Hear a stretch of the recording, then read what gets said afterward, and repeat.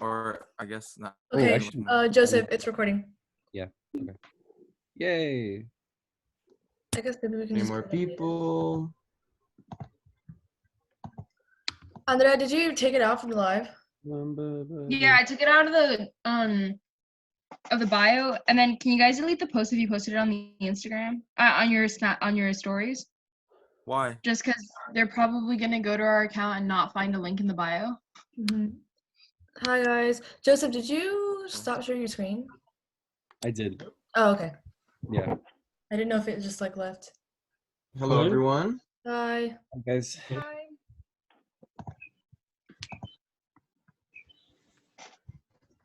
Guys, you should have made shirts.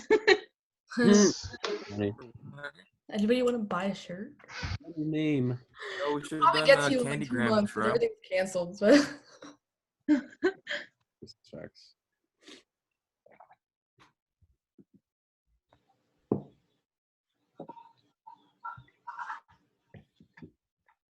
hello. Good morning, guys. Hi, guys. Or afternoon or night. Or I'm not sure. But Never know.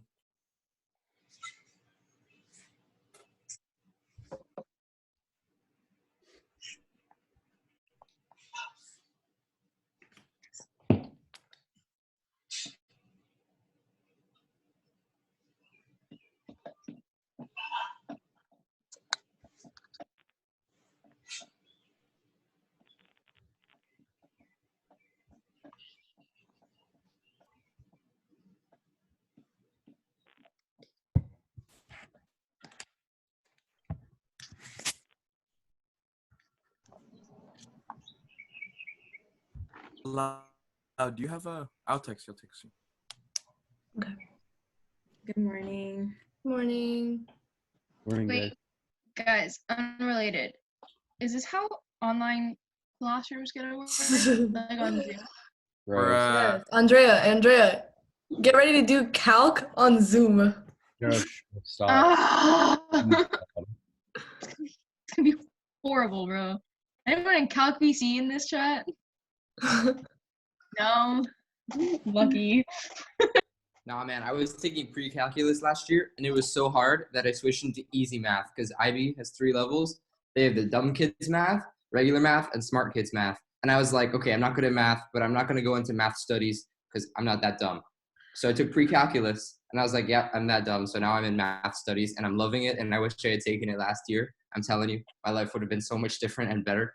But See, I suck at math, but then I ended up like taking the highest math class like available because like I suck at math. Andrea, you literally work at Mathnasium. You literally teach math. that's like algebra 2. I suck at math.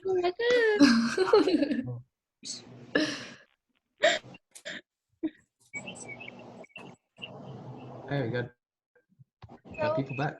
So I have a question. Do you guys can choose what classes you take in high school?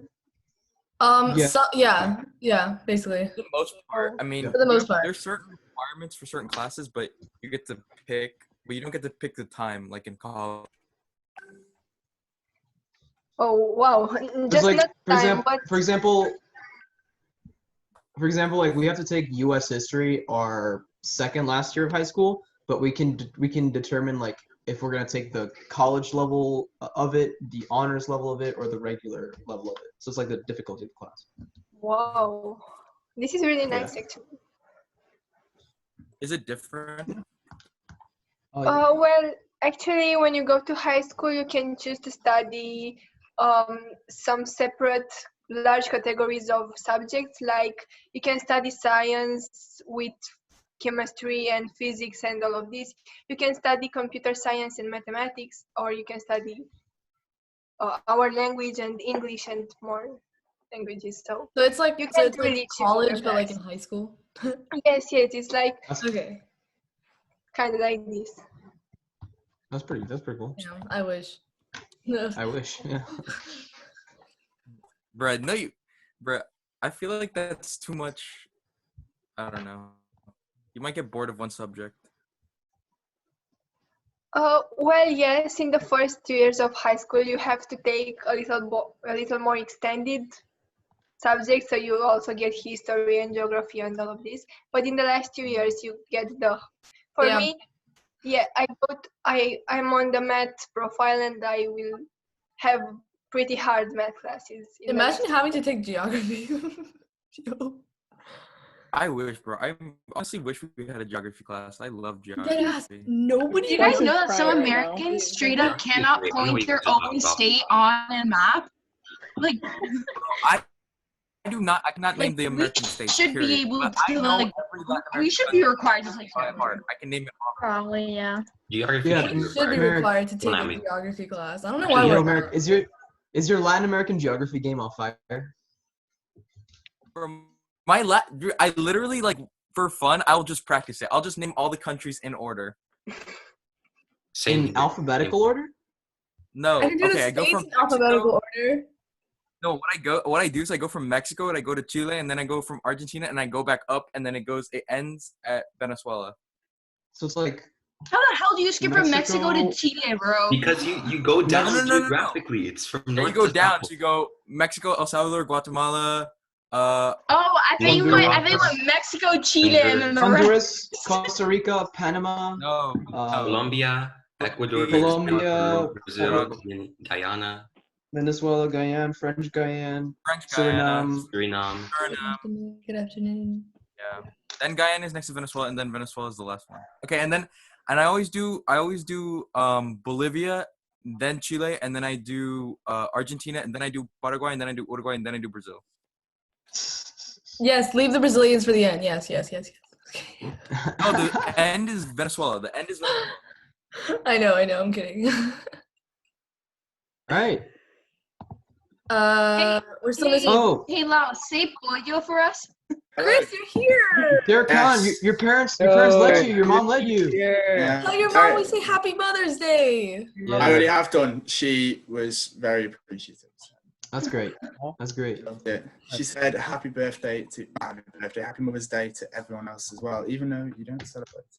Thank Told you. her she I will doesn't. tell my mom. I want to tell you that Yes, for I, whatever it is. when you told us you had to go celebrate Mother's Day, I thought that Mother's Day was tomorrow for everybody. Mate, I was yeah. like, I've done this before when it was American Mother's Day, and I'd seen someone say it was Mother's Day tomorrow. And I I'm thought, sorry, he's not that smart sometimes. Yeah, so I went out once and got my mum some chocolate, and I was like, Happy Mother's Day. I'm sorry I didn't know it was American Mother's Day. It's your fault. It was kind of embarrassing. Yeah. that's so funny. On behalf of the American people, I apologize.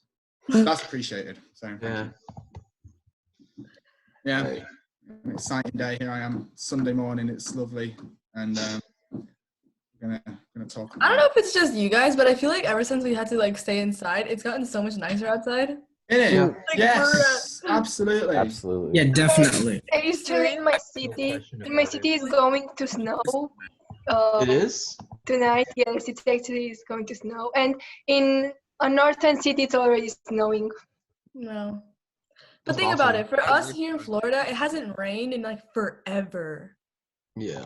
Like, Yeah. did you think about that? You know, Like, I'm it really has not rained. No, I'm pretty sure as soon as we can go outside again, it's gonna start pouring. Probably. Maybe. Yeah. You guys remember that one school year where it didn't rain at all during lunches? But That then- was like but then, the during best. Then during the summer for 2 straight months, she poured like for the whole 2 months. That's true. So it was like, bruh. That would be so great. Could you imagine having snow days? We have hurricane days. Like, Yeah, we have hurricane. We can have hurricanes. Hurricane days. Yeah, Snowed in those are the 40 best years. ones. I feel like snow days are better than hurricane days because, like, I Yeah. feel like things break during hurricanes. Well, yeah. Snow days are also depends bad. though, because if it's like category 1, nobody cares, or 2, or maybe even 3. But Okay, like bro, once when you it's get to category category 4, 3, when it's if it's not more than category 4, I'm outside. I don't care. I'm walking around. Dude, have you ever been like outside during like a hurricane when the really big gusts of winds are going? Like Yes. it's so great. It feels like an indoor skydive. Like There are You guys pictures of actually me go out- outside during a hurricane? Skydiving, bro? What? It's so much fun, dude. Yeah, That's- Francesca. Yes, Americans Francesca- cannot drink Yeah, until we're Francesca, 21. you're Yes. correct. Nobody obeys that rule Yeah. anyways. Yeah. Okay, Andrea, I'll have you know I'm a good Christian and I Wait, obey the wait. rules. That's such a Can we lie. pass a Lies. directive that changes the drinking age to 18 in America? No, can it be the smoking age, bro? We need to bring back Sam? cigs to America. Merrick. Merrick, they Bro, all have that way, Smoking and drinking. Let's get Merrick, it. bro, everyone's coronavirus. You want them to get lung cancer too? Like, come on, Yeah. man. Explain to me how you can vote at 18 but you can't drink. Bruh. Because voting's more I'm important. somebody with Join Ronald the Reagan. If you're, But I okay, feel look, like if you have the involved, capacity to vote at 18, I think you have the capacity to drink. listen, Yeah. if you're involved in politics enough to be able to vote at 18, you should be legally allowed to drink. Yeah. No, I mean, because like, of look American up what the politics. Australians did. They had their own way of voting. Isn't there That like was- some places where you can like drink at like 10? They're vibing on a whole other level. Australia. No. Probably any Hispanic country. Yes, Bro, they don't actually in Russia, for example, you can like buy they don't- vodka at any age. Like, in Mexico, it's a recommendation. Oh no, listen, I remember I went to St. Petersburg one time and I sat down in a restaurant and like they had like 10 shots of vodka in front of my like chair and I was like 14 at the time when I went. And I was like, bruh, what? I love Russia for that, bro. This is why I want to learn Russian, just to go to Russia for that. In Italy, you can get drunk really easily, and also Drinking and driving is legal in Brazil? What? When I go to Italy, they let you drink, but not because it's legal, just because nobody really cares. Yeah. Yes, Yeah, actually. same. That's every other country. It's though. the same in Germany. European countries don't give a crap. They can just When I let was you drink. little and I went to Chile, my parents like would always like they were like Americanized already, and they were like no alcohol, and then my grandpa was like, oye, ¿quieres probar un poquito de pisco sour? And they were like, it's some strong ass shit. Wait, what's the drafting age for those that like have like drinking ages that Wait, the drinking age in India is 25? Is the drafting age different? Hold on, I'm sorry, I gotta look that up. I don't know, Is but the what I'm just telling you, it's Just so you guys know, our chair is having a little technical difficulties. He'll be back soon, but of course he is. your But- patience. You can drive at 16 and like get a big car and drive to your high school. Yeah. Yeah. Whoa. Like I drive to school. Yeah, I drive to But school. like I know, too. but here you could start driving at like what, like 15 for like your permit. 15. Where, here in the You States? start at 15 and then you can start at 16. In 15 is Italy, a grown up, and you can also get- if you don't get caught. Mhm. in Italy, there's such Which thing applies as to all like, these others, though, doesn't it? I mean, it's I legal. mean, Cool. you could just break any law and it's fine as long as you don't get caught. Exactly. Yeah. No, it's not. No, it's I mean, like, there's some limitations. How that works. Murder isn't fine even if you didn't get it. Exactly. Thank you. Exactly. Thank Thank you. you, Thank you, Chris. Derek Kahn. Thank you. Everybody be like Chris. Nothing is illegal if you don't get caught. That's not how the world works. Are you sure though? Yes. When do you all start like drinking in America? What's it actually like? 21. Oh, the actual? No, Like, yeah, actual also 16 probably. Actually, Okay, no, here. probably No, you like have to 14. understand that 14, we're 15. That's right. actually American. We all start drinking way before. Like as he said that, I literally got a text from the prom after party. Bruh. Wait, who's are you Like- going to? I don't even know if it's gonna happen now, but whatever. It's not. There goes my $80. Prom is Yeah, not. Hey, they're literally gonna take your money, spend it on booze. No, and they're just giving go it back. They're giving and it hang back. out with our friends. They're Oh, okay. reimbursing. No, they're reimbursing. But whatever. See how many people we have right now? I'm so happy I didn't buy my dress already for prom. I just saved. I had to stick the money. Like, All right, Joseph, you're back. Thanks. we're missing like 2-3 people. But we're gonna- somebody said that they were having breakfast, and somebody else said that they were gonna come on at one point. So I think Who- we should start without them. I mean, we're Wait, already. wait. said I was gonna be late, but I'm already here. Laura, who said that? let me check exactly who said that. We're missing. Also, guys, 4 please people. make sure We're missing to 4 put your people. names on the. Yeah, please put your character names. We're missing 4 people. because it's supposed to be, yeah, we're missing 4 people. But just give them a second. We're not starting it anyways. We have stuff to say, so Yeah. whatever. Actually, we can start talking about it now while we Yeah, wait yeah. for people to join. So there was some confusion yesterday about, I don't know, I guess a couple of things that we said, because yesterday kind of ended hectically with like a bunch of crazy updates and stuff happening. As you guys all know, you voted to reveal the whoever bought the pigeons and the eagles, and we did that, and it was Steve Mnuchin, the former Treasury Secretary of the United States, who's now been fired by Is he even here? I don't think he's here. That's why I'm like interested to see if he's going to join us today. I don't know yet. Let me send him a message. So we're just gonna like roll with that, because that may not be exactly what happened, but like we were trying to make a point to you guys yesterday in the group chat that at the end of the day, crisis kind of controls what happens in the crisis arc of the committee. And if we choose to like fire somebody or like if we choose to make an update about like a certain person's position, like that's on our volition.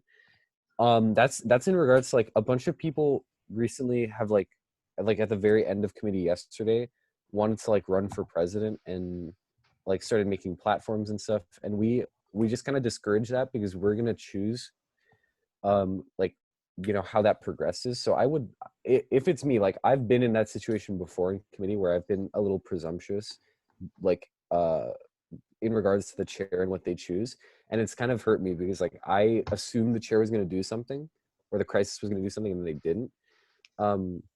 But I would say that the goal of this committee at the end of the day is to solve the coronavirus. What we're grading you guys on is how well you solve the coronavirus and like how well you address this pandemic that we're in. The whole presidential run thing like is funny, but we're not 100%. That's not the goal of the committee. It's really like kind of a side story, I guess we can say that. And that's why I would encourage you guys, like everything you're doing, whatever you're doing, just try and tie it back to the coronavirus, and like how you're trying to solve that, because that's what our real goal is here. The other thing I'll say is that because we fired Steve Mnuchin, because you guys voted to do that, it then made sense for, I guess, his character for him to announce that run, which we were okay with. But it didn't make sense for a couple other people. Like, I'm not going to say who, because I'm not going to call anybody out, but it didn't make sense for some other people to just announce that they were also going to run, because things have to kind of build up in crisis. Like, it has to make logical sense in a progression. And right now, a lot of people are trying to move up the ladder in the White House or move up the ladder in like the presidential system. And we're really not looking for that. We're really looking for whoever can solve the coronavirus. Like, Yeah. That's their first priority.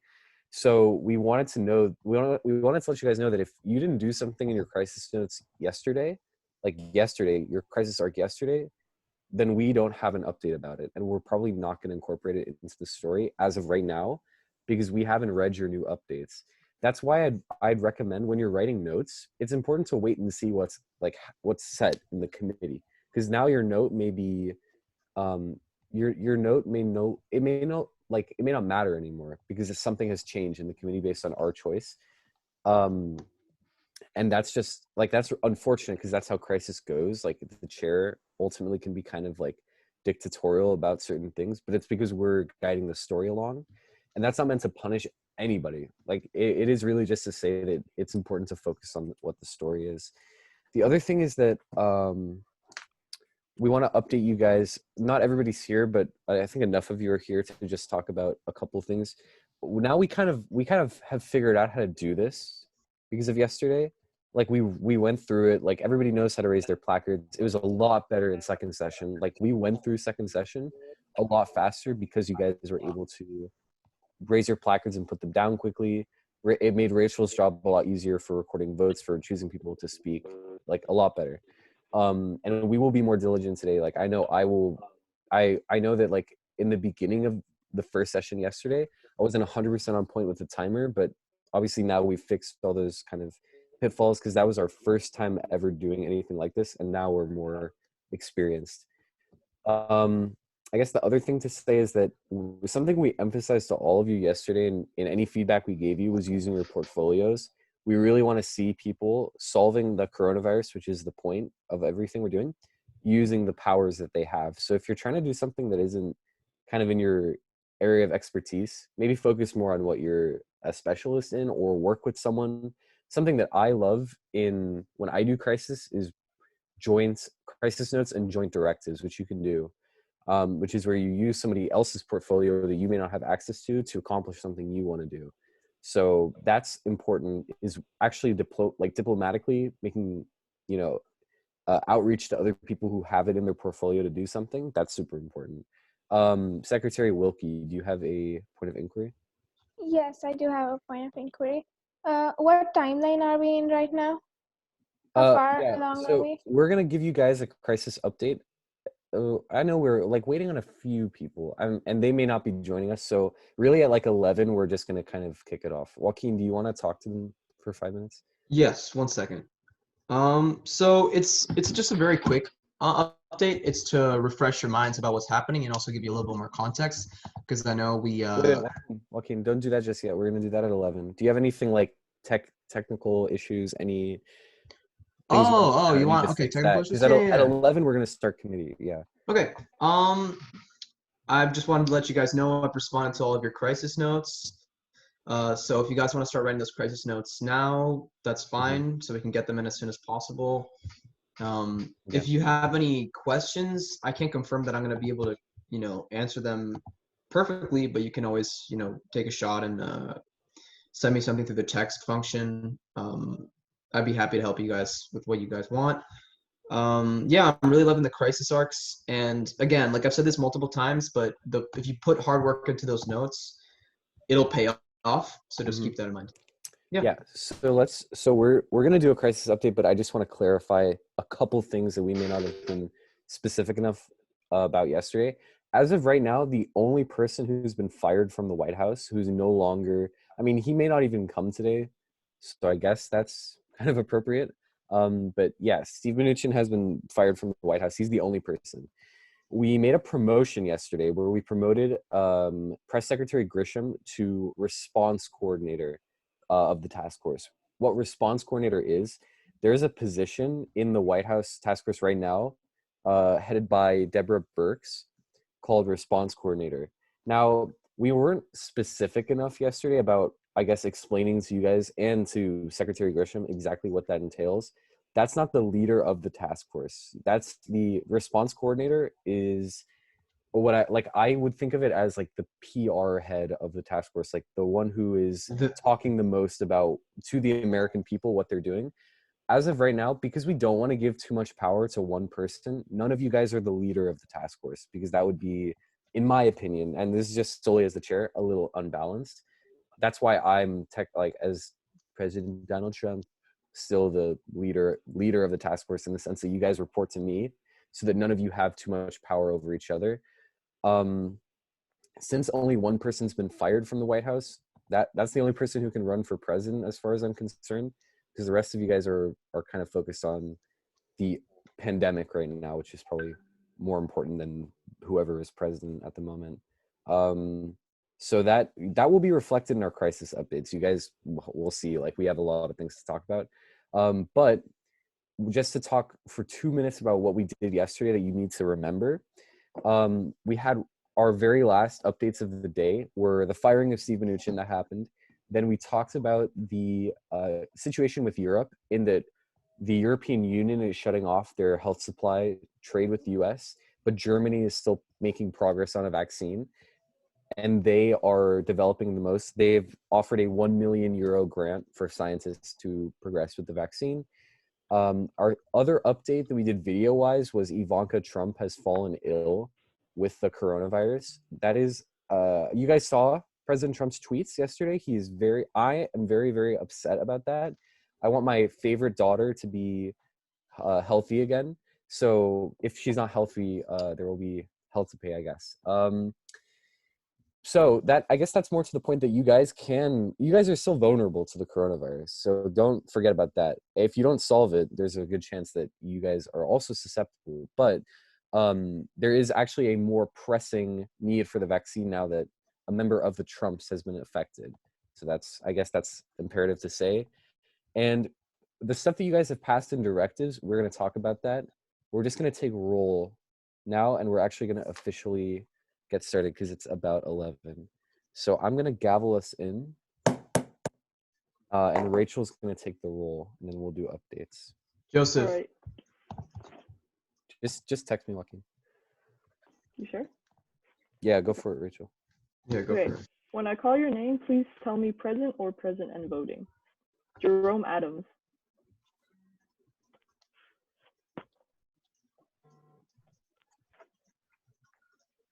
Don't forget to unmute your mic, by the way. Jerome Adams. No? Alex Azar. Thank you, Honorable Chair. Alex is present and voting. Thank you. Stephen Diegan. Present. Thank you. Kelly Kraft. Present. Thank you. Betsy DeVos. Thank you, Honorable Chair. Betsy DeVos is present. Kevin Drogomir. Kelvin Drogomir.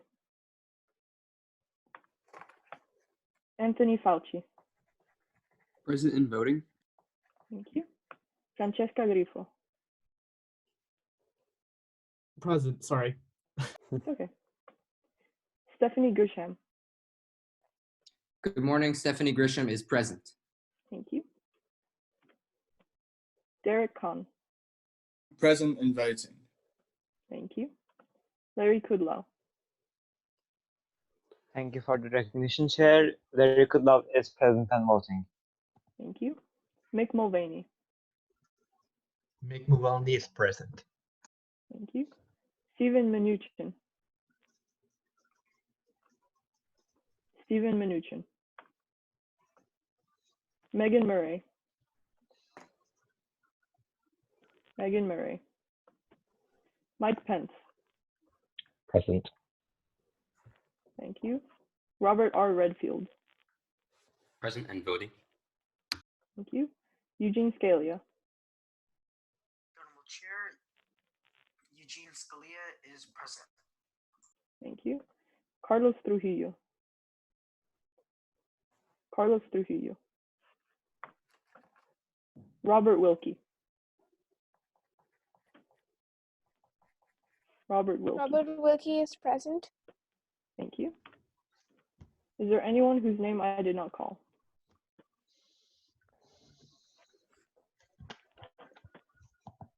All right, Joseph, do you want to go ahead and start?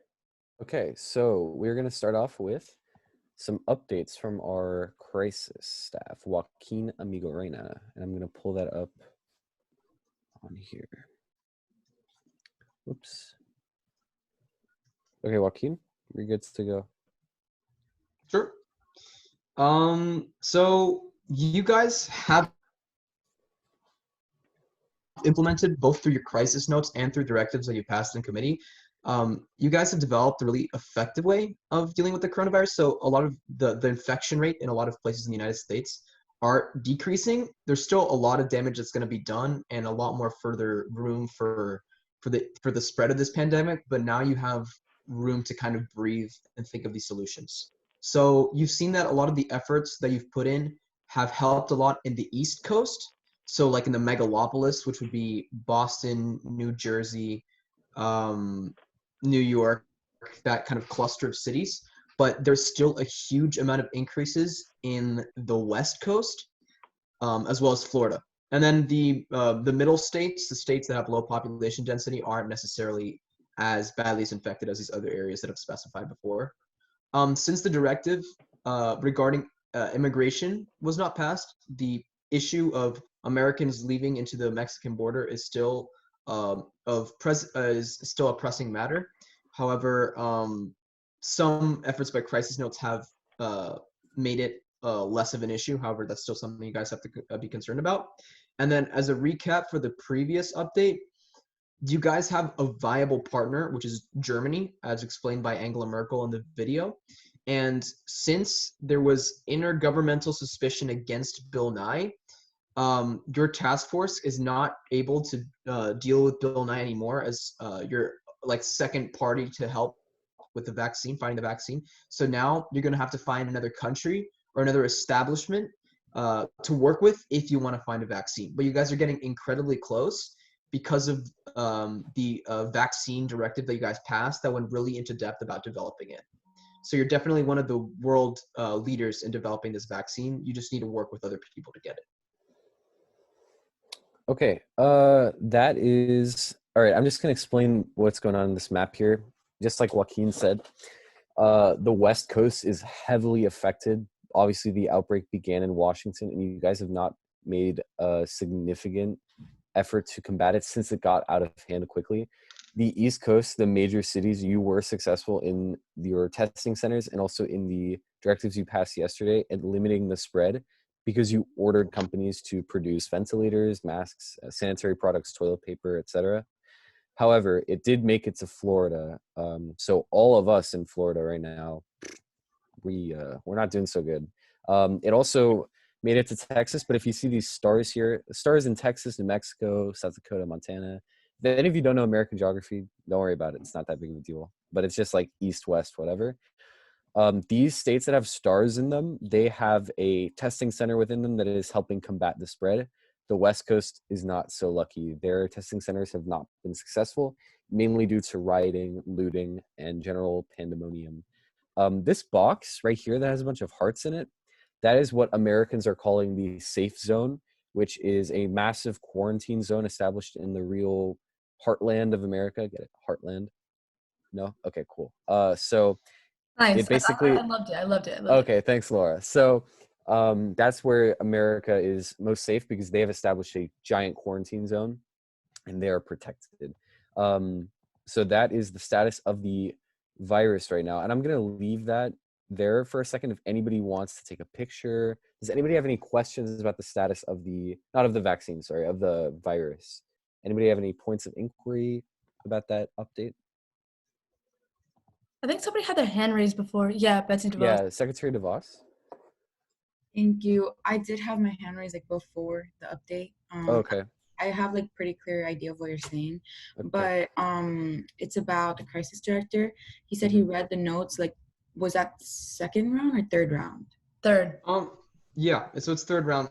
However, our rounds have been kind of loosely stringed. We're kind of responding to crisis notes as we're getting them, listening to you guys' concern about crisis notes getting in on time. So, but I believe you're referring to the third round. But just so you guys know, we're trying to respond to them as fast as possible. Because I think I sent them before like the second session ended yesterday and like I haven't gotten a response. I'll check on that. I mean, last time I checked, I think I responded to all of them, but I'll make sure to see. Yeah, so like if you're referring to like starting now, it would be technically fourth round. Mm-hmm. No, yeah, it's yes. Yeah. And if you guys want to send crisis notes, feel free. Start writing them. So, Chief of Staff Mulvaney. Yeah, Chief of Staff same thing. Mulvaney. Yeah. I also sent a crisis note yesterday, right before we ended at 6, and I haven't gotten a response either. Okay. We'll check it out. We'll see what happens. Yep. Okay. Anybody have questions about this update?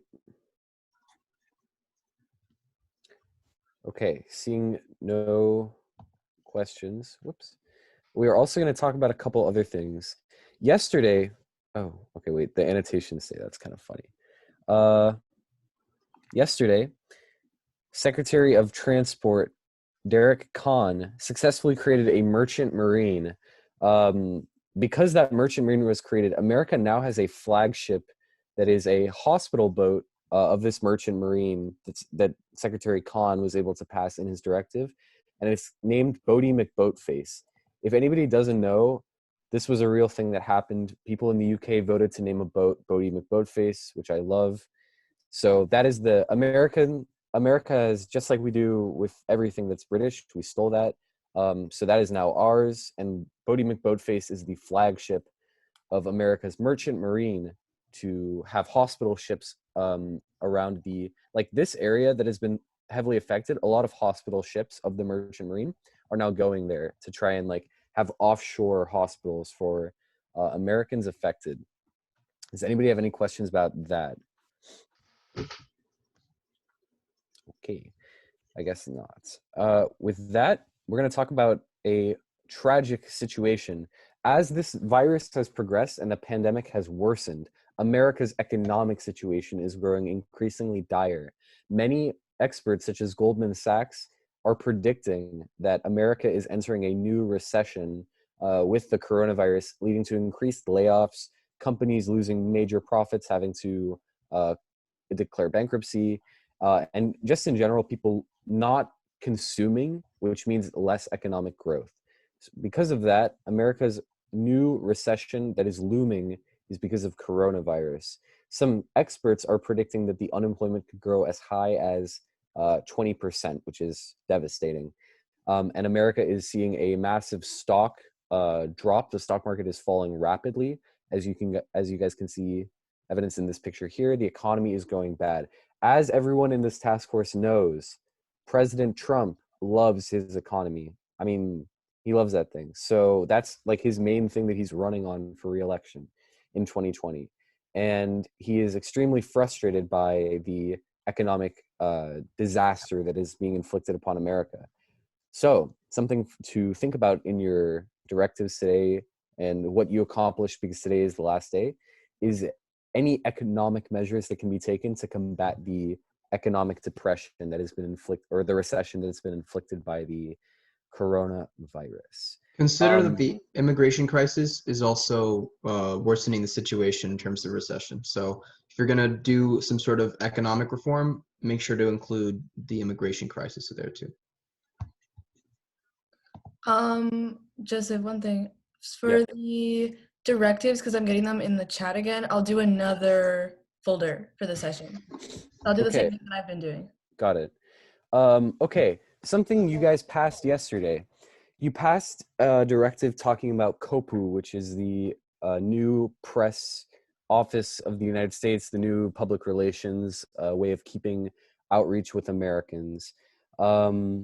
That is a way to encourage Americans using social media platforms to stay healthy and take care of themselves to combat the disease. So President Trump has heard your call to create social media, to create press outreach, and he has decided to make a TikTok for you guys about how to combat the spread of the coronavirus. Before I play this, I hope everybody has seen the video that this is like based on, which is there's like this Vietnamese dude who made a TikTok about, it's like he made a song and it's like about how to wash your hands. I can play it afterwards if you guys haven't heard it yet. But this is the TikTok that our glorious leader, President Trump, has made to encourage Americans to stay healthy.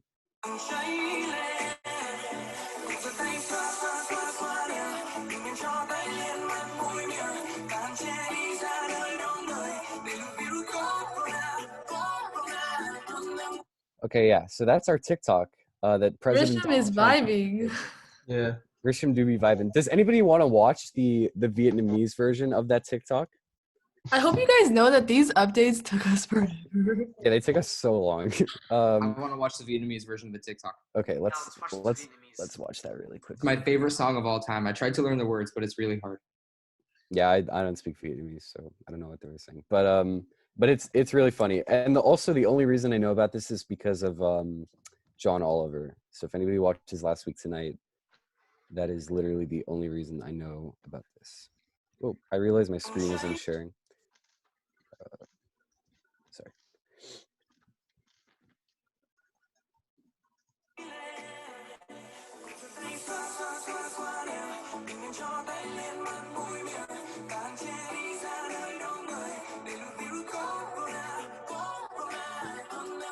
Okay, so they obviously did it a lot better than our President Trump did. Oh, I can't say that, sorry. President Trump did it the greatest. But that is the new public relations campaign that Americans are undertaking to protect themselves, to stay healthy. So Americans, because they are hearing the TikTok of President Trump, they're watching it. Millions of people are watching it. It is helping them to stay healthy, wash their hands, etc.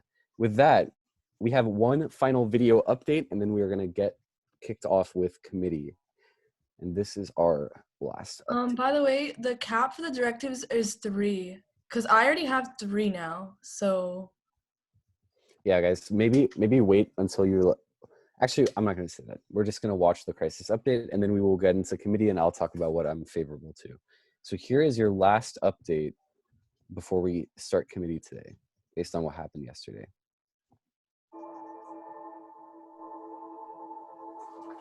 Tonight, President Trump firing back amid a bombshell report that one of his calls with the foreign leader prompted a whistleblower complaint from an intelligence officer. President Trump is maintaining that there was no wrongdoing on his part in his phone call with the president in Denmark. We begin with new information about President Trump's phone calls with foreign leaders.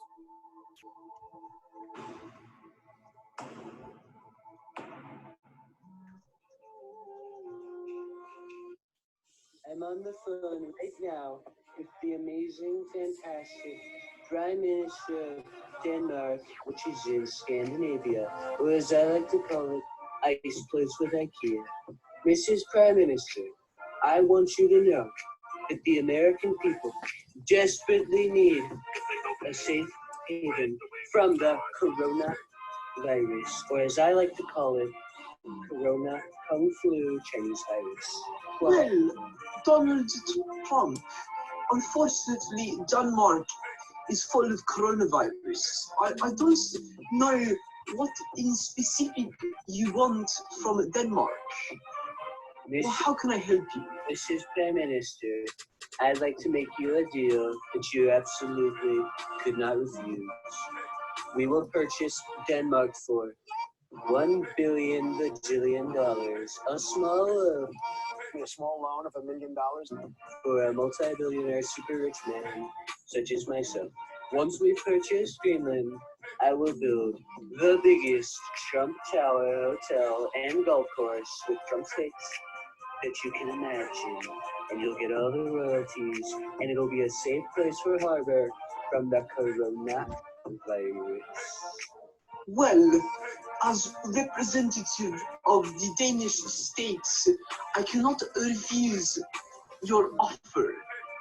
We will make sure that Greenland becomes a part of the United States immediately. Thank you so much, President Donald Trump. Wow, this was amazing. You're really Mrs. Denmark. Top 10 women I've ever met. Fantastic. What a deal. I'm such a genius. Impeachment sham. Goodbye, Mrs. Denmark. Have a great Thank you, Donald Trump. Legoland. Goodbye.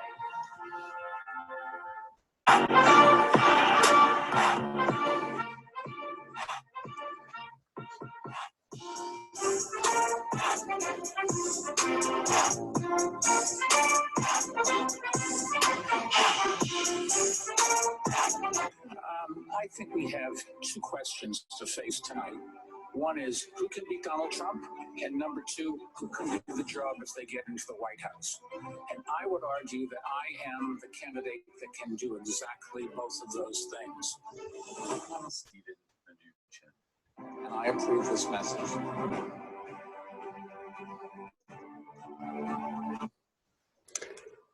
Okay, so that is our crisis update to get you guys situated for today. So just to explain a couple of things before I take a couple of questions and then we move into committee. Essentially, the scandal that's been revealed coming out of the White House.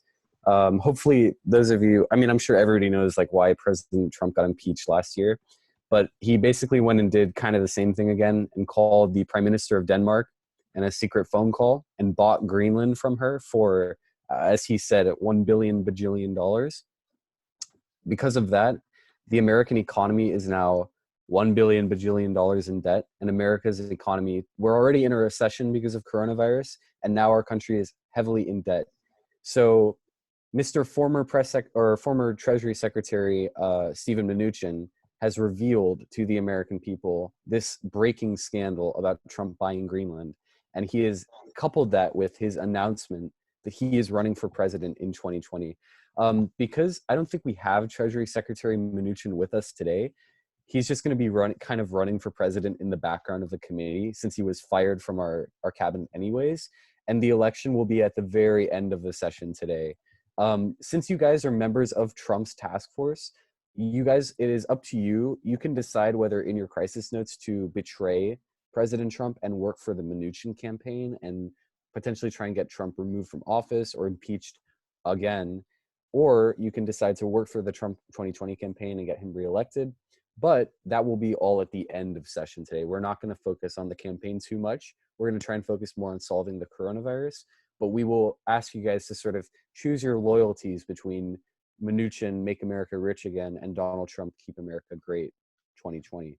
So that's the campaign right now. Also keep in mind that with the purchase of Greenland, America now has a 51st state to keep safe from the coronavirus. That is under your guys' responsibility to keep safe because now we own Greenland. You can also You guys imagine. have any questions? It's a lot of updates. Yeah. Anybody have any questions about like what is happening right now? Or do you guys pretty much get it? Okay. Press Secretary, Deputy Secretary of State Begun, go for it. I just wanted to ask if we can sell Greenland to somebody else, or Donald wants for himself. That's a great question. So Trump kind of bought it with his own money, but at the same time, like, no, he didn't, because he took that money from the treasury. So like it's America's money. That's why America's in debt. But he bought it for himself, right? The tweet that he tweeted out that was in the video was he wants to keep it for his family, build a Trump tower there, sell Trump stakes. If you guys do something directive-wise together to take it and sell it or make it a state and build something with it, it's totally up to you guys. Just all you need to know is America now owns Greenland, but Trump is obviously going to be a little protective of it. Yeah, good question though. Anybody else have another question? I saw a couple hands raised, but I didn't get to call everybody. Mulvaney has his hand raised right now. Yeah, Chief of Staff Mulvaney, go for it. Okay. Has the Mnuchin campaign given any statement regarding the Greenland situation? Yes, so that video that you just watched was their statement because that was the first campaign ad for Steve Mnuchin to run for president, where he's essentially saying that Donald Trump betrayed America by buying Greenland, by having this secret phone call with the Prime Minister of Denmark. And now he is now taking him on for president because he's betrayed the country. As you guys can imagine, because you heard Treasury Secretary Mnuchin yesterday, it's very likely that he is more angry at losing his position than he is frustrated with this abuse of power. But right now, the American people are starting to lose trust in President Trump because of the perception that he betrayed America by going out, spending all of America's money on buying Greenland. So that is a public relations nightmare for the administration right now. There are books being written about it. Congressional testimonies will start. Nancy Pelosi's trying to decide if she wants to go and do the whole thing again. But it's up to you guys whether you're going to take sides with the president or choose to join the Mnuchin campaign. It's totally up to you. I'm President Trump, so you guys can decide what you want to do. And the press right now are calling it Greenland Gate. So you need to decide how you are going to handle Greenland Gate, which is a massive scandal erupting right now. Any other questions about this current situation that is unfolding? Anybody else? No. Anybody? Kudla has his hand up. Oh, sorry. Economic Director Kudlau, go for it. Okay, so how can we impeach him again, and what does impeachment do exactly? Okay. So I realize some of you aren't American, so you guys didn't have to live through all of that, but I would say right now we don't have a lot of time to go through a whole impeachment thing. And the other thing is, it's not up to you guys. It is that's the House of Representatives. That's in Congress that does that. So you guys aren't doing that, but you can choose if they do decide to impeach him, which we will decide as crisis. You can choose whether to betray the president and testify, or stick with the president, or join the Mnuchin campaign. Right now, since Treasury Secretary Mnuchin's not present today, he's just off running his own campaign. So you guys can work with him if you want. This whole situation's up to you. So I would just keep in mind that coronavirus is unfolding right now in America and people are suffering, but the economy is suffering a lot because of what Trump did by buying Greenland, and that will hurt Americans a lot as well. So it may be important to focus on this economic situation a lot as well. rather than maybe like rushing to figure out the election. The election is at the end of 2020. So at the very end of committee today, we will talk about the election, but not right now for like a little while. But you can do through your notes, through your crisis notes and through directives, you can address election stuff, but we are just not going to talk about it for a little while. EPA science integrity official Grifo, you have a question? Yeah. Wouldn't the purchase of Greenland be actually a net benefit to the economy because of the fact that they do fishing and stuff? I mean, It is not, I haven't because done the math, but yeah, so it's not. We actually called Andrew Yang to do the math for us on that one, and he said that it is not a net benefit because we purchased Greenland for $1 billion bajillion when it is actually worth like nothing. So it's just a lot of ice. So as you saw in that video, America's like heavily in debt to Denmark now. And there are rumors that Legoland will actually be purchasing American debt pretty soon. So you're gonna have to figure out how to deal with that. Health Secretary Azar. Yeah, but like, isn't there like a lot of oil in Greenland too? Maybe. From what I know. I have no idea. All I know is Trump wanted to build Trump Tower. And if you guys want to investigate whether Greenland is economically viable, go for it. But I'm going to say in the short run, Trump spent way too much money on it, and America is heavily in debt. And right now, America's debtors are asking for their debts to be repaid because they have to deal with their own coronavirus and they need their money back. So America's in a really tricky economic situation right now. And something to focus on throughout the day today is how the economy is going to suffer, because you guys are making a lot of progress on fixing the virus. Like, you've made progress on the vaccine, on helping cure people. But just like we're seeing in real life, viruses have twofold effects on human life and on economic life. So I would focus on that a lot today. Okay, with that, if no one has any more questions, we are going to move into talking. We're going to start with our committee. We have done the roll. So just give me 1 second. I'm going to check. Okay. So do I have any points or motions right now?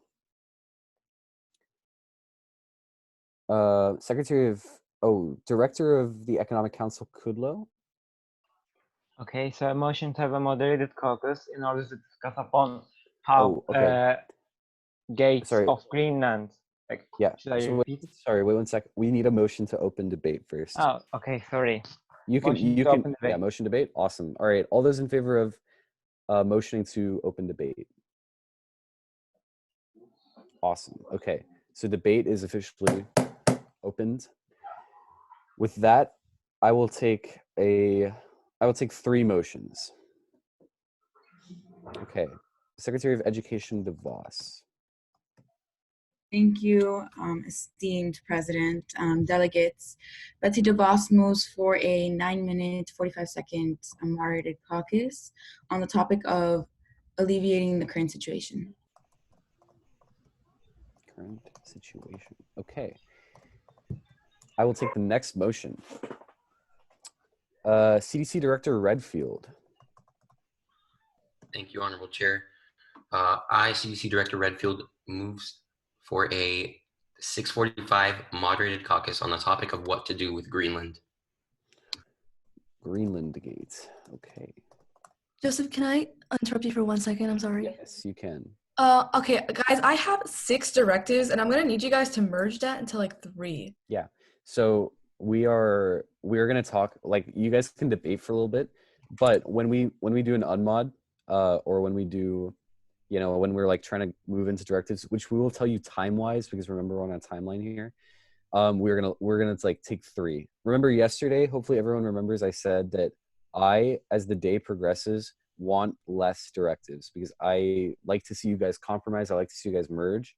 So that is Chair's preference, to see less rather than more. So yeah, you can 7 is a little bit much. Yeah, you guys can start trying to merge while we're doing debate. And I see there's a lot of conversation in the group chat. So hopefully that's everybody talking about merging. CDC Director Redfield, can you just repeat what the time was on your moderated caucus? Yeah, it was a 6:45. Okay, thank you. And with that, I'll take one more motion.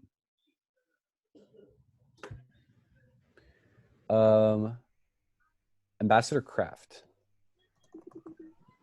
Thank you, Honorable Chair. I would like to propose a moderated caucus, 10 minutes, 1 minute speaking time on the Greenland scandal and how Legoland wants to pay for it by Donald Trump's statement. Is this different from what? Oh, sorry. Well, it's a different time. So yeah, it would just be okay. It's the same topic, but on a different time. Okay. With that, we are going to be doing these in order of how long they last. That's how I define most disruptive.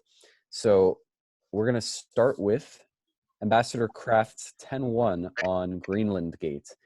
All those in favor of this moderated caucus, please raise your placards. By the way, quorum is set at 8 right now. Okay, quorum is 8. Thank you, Rachel. Okay, voting is now, we are now voting. So if you want to do this, raise your placard. And keep them up, please, so I can count. Okay, 1, 2, 3, 4, 5, 6, 7, 8, 9. 1, 2, 3, 4, 5, 6, 7, 8, 9. Okay. With that, this passes by a vote of, or sorry, all those opposed. Okay, yeah, so this does pass. So we're now going to be in a 10-1 on Greenland Gate. Ambassador Kraft, would you like the first or last speech? Can I have last? Yes. Okay, with that, I'm going to take the next 3 speakers. Rachel, do you want to choose?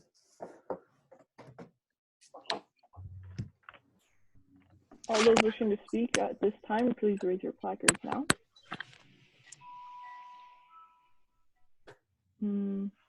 Grisham, Mulvaney, and Biegun. Okay. Give me 1 second, Press Secretary Grisham. Press Secretary / Response Coordinator Grisham. Okay, you're recognized, Grisham. Thank you, Honorable Chair. Fellow delegates, good morning. Nice to see you all again. It's been a little while. I hope you all slept well. I certainly did not because I was too busy thinking about the economy. I saw this coming, folks, and I know a lot of you did as well, which is why what we need right now is trickle-up economics. In this time of crisis, we need to empower the people, not the corporations, because the corporations are the ones that have the stock market that's failing us right now. We need to give money directly into the hands of the people, which is what trickle-up economics would do. I just remembered that this is actually about Greenland, though, which is why I want to talk about the clause addressing Greenland and trickle-up economics. Specifically, it says that because the oil industry right now is one of the hardest hit markets, what we need to do is give a tax break to any company that decides to take the initiative and go to Greenland to mine there, because Greenland is extremely oil rich. And we can save the oil industry and make something good out of this horrible Greenland crisis if we have the oil companies go to Greenland, which is what the tax break would do. Trickle up economics is the way. Thank you. Thank you, Grisham. With that, our next speaker will be Chief of Staff Mulvaney. Thank you. Delegates, I agree with what Representative Steph just said. However, we need to stimulate the economy even more. I believe we need even larger tax cuts to not just add to individuals and corporations alike, that will see the money go back to be towards its use and be spent again by the average American. I believe that in that coordination, with not just benefits to people to companies that go to Greenland, but even investment in the areas worst hit by coronavirus, such as California and Washington.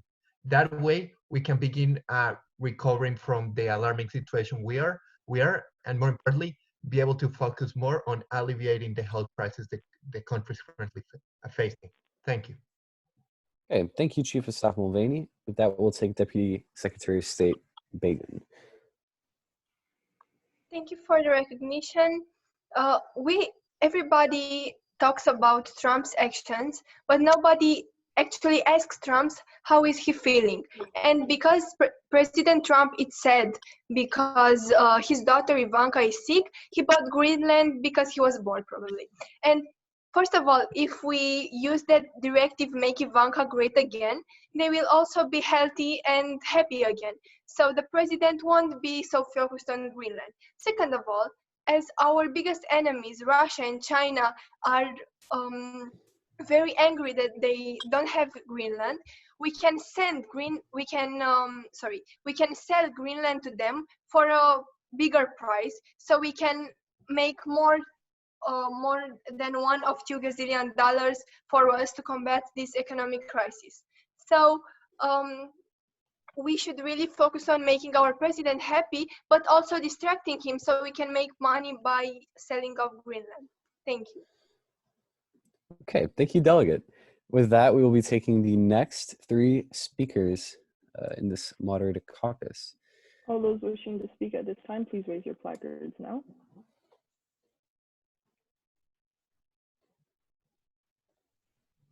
Scalia, Khan, Pence. Okay, with that, Secretary Scalia, you are now recognized. Thank you, Honorable Chair. What is going on with Greenland right now is it's insane. But in Greenland, there is a lot of oil. Yes, there's ice on top of it, but I have a plan.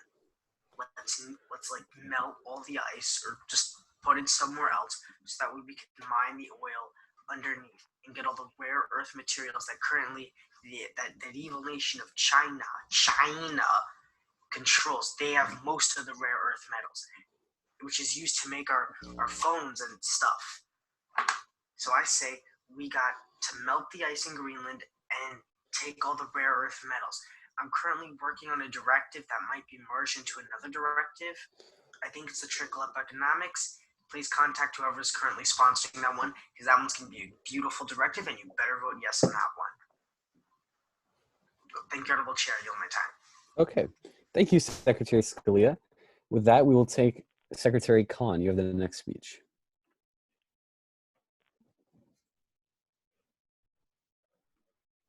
Transport Secretary Khan.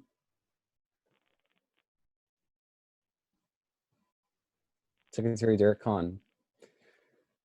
Oh, mate. Oh, sorry. It was still on mute. No worries. It's okay. All right. Sorry. Okay. Go for it. Yeah. Okay. Okay. So, as Minister of Transport, Secretary of Transport, obviously we're going to be thinking about how we're going to actually get to Greenland. I mean, it'd be no good having Greenland there if it suddenly became a hive and a hotspot for infection. So we need to think about how to hygienically move people and resources and potentially oil to and from Greenland, because if it just becomes infected and it becomes useless, and all this venture and all this money would have been for nothing. So currently the Department of Transport are trying to think of some hygienic ways of making sure Greenland stays clean. Perhaps we'll be looking at sort of getting strategic bombers to fly over Greenland, and similar to how you drop napalm, but drop in sort of, a hand sanitizer onto sort of Greenland and its capital city, which I can't remember what it's called. So yeah, we need to make sure that Greenland stays hygienic and that transport to and from Greenland stays hygienic and disease-free. Now we can ensure that this won't be a complete waste of money and time. Thank you. All right, thank you, Secretary Khan. With that, Vice President Mike Pence, you have the floor. So there has been a lot of discussion in this moderated caucus about oil in Greenland, and I'd like to note that many people, the ideas that they're put forth to extract said oil will actually fail the market even further. The problem that the oil market is currently facing, and mainly OPEC member states, is that there is a lack of demand for oil from China's 20% decrease, and of course many countries shutting their factories and such. As a result, if we extract the oil and put it into the market, it's only going to drive the price lower, as it's dropped by like $30 per barrel over the last 2 weeks. So if we waste this financial resource to try and extract the oil from Greenland, we will only worsen the market and as a result worsen our economy. So as a result, I suggest that even though Greenland is very rich in oil, we do not waste money on extracting it, because we're only going to get out something which is worthless, because the price per oil is very, very low at the current moment. All right. Thank you, Vice President Pence. With that, we'll be taking the last 3 speakers in this moderated caucus. Please wait before raising your hand until my co-chair has indicated that she's ready to Please lower your placards now. please lower your placards. All those wishing to speak at this time, please raise your placards.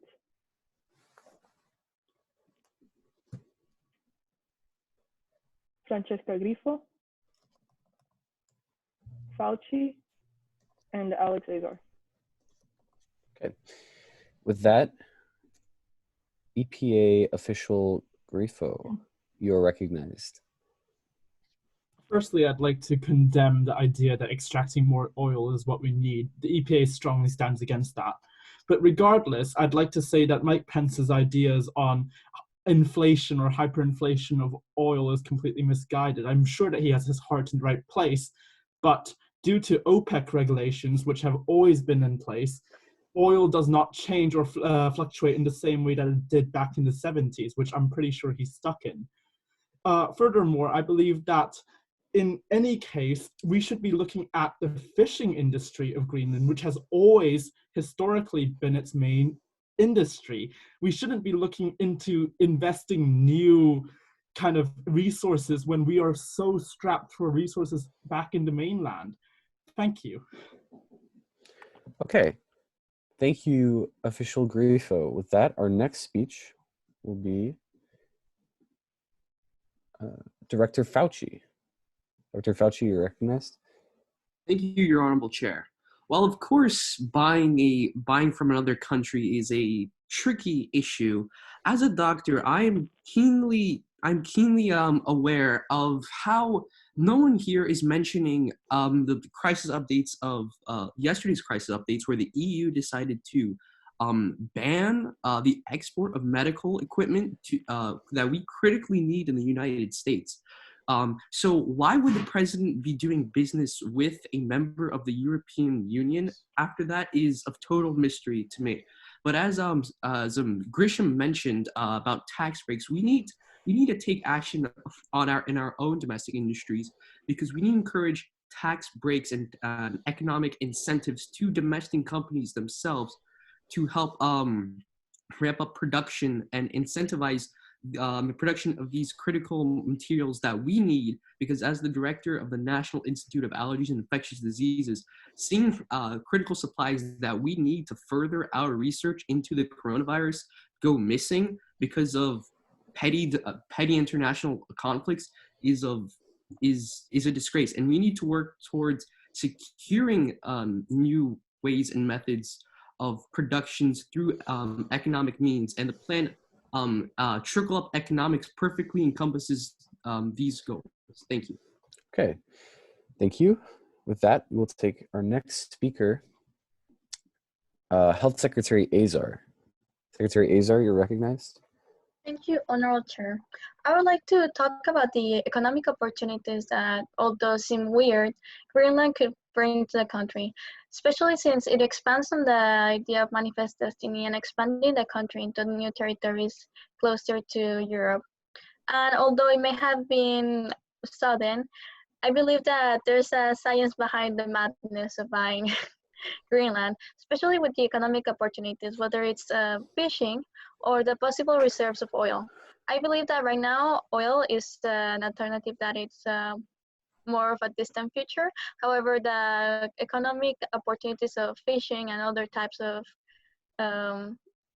trade could help the economy in the United States and also give opportunities to locals in the United States to invest in Greenland, and that way restart the economy in a smaller way. Thank you.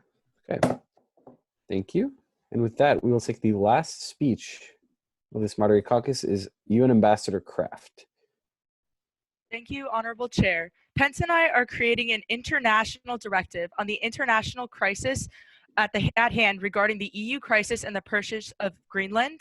So this needs to remain economically and environmentally stable, being that some of the actions taken in Greenland, such as mining oil, may create not only economic problems, but it may also create environmental problems.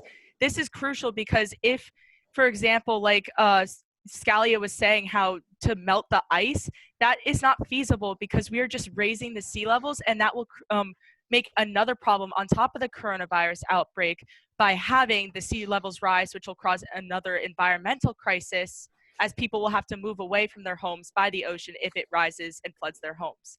Therefore, we have created a directive called Inter-EU, and we are currently working on it right now to help satisfy the needs of the EU with their conflict and trying to convince them to give supplies to us. And we are also trying to focus on the strategies of utilizing Greenland with by considering economic and environmental consequences. Thank you, and I yield my time to the chair. Okay. Thank you, UN Ambassador Kraft.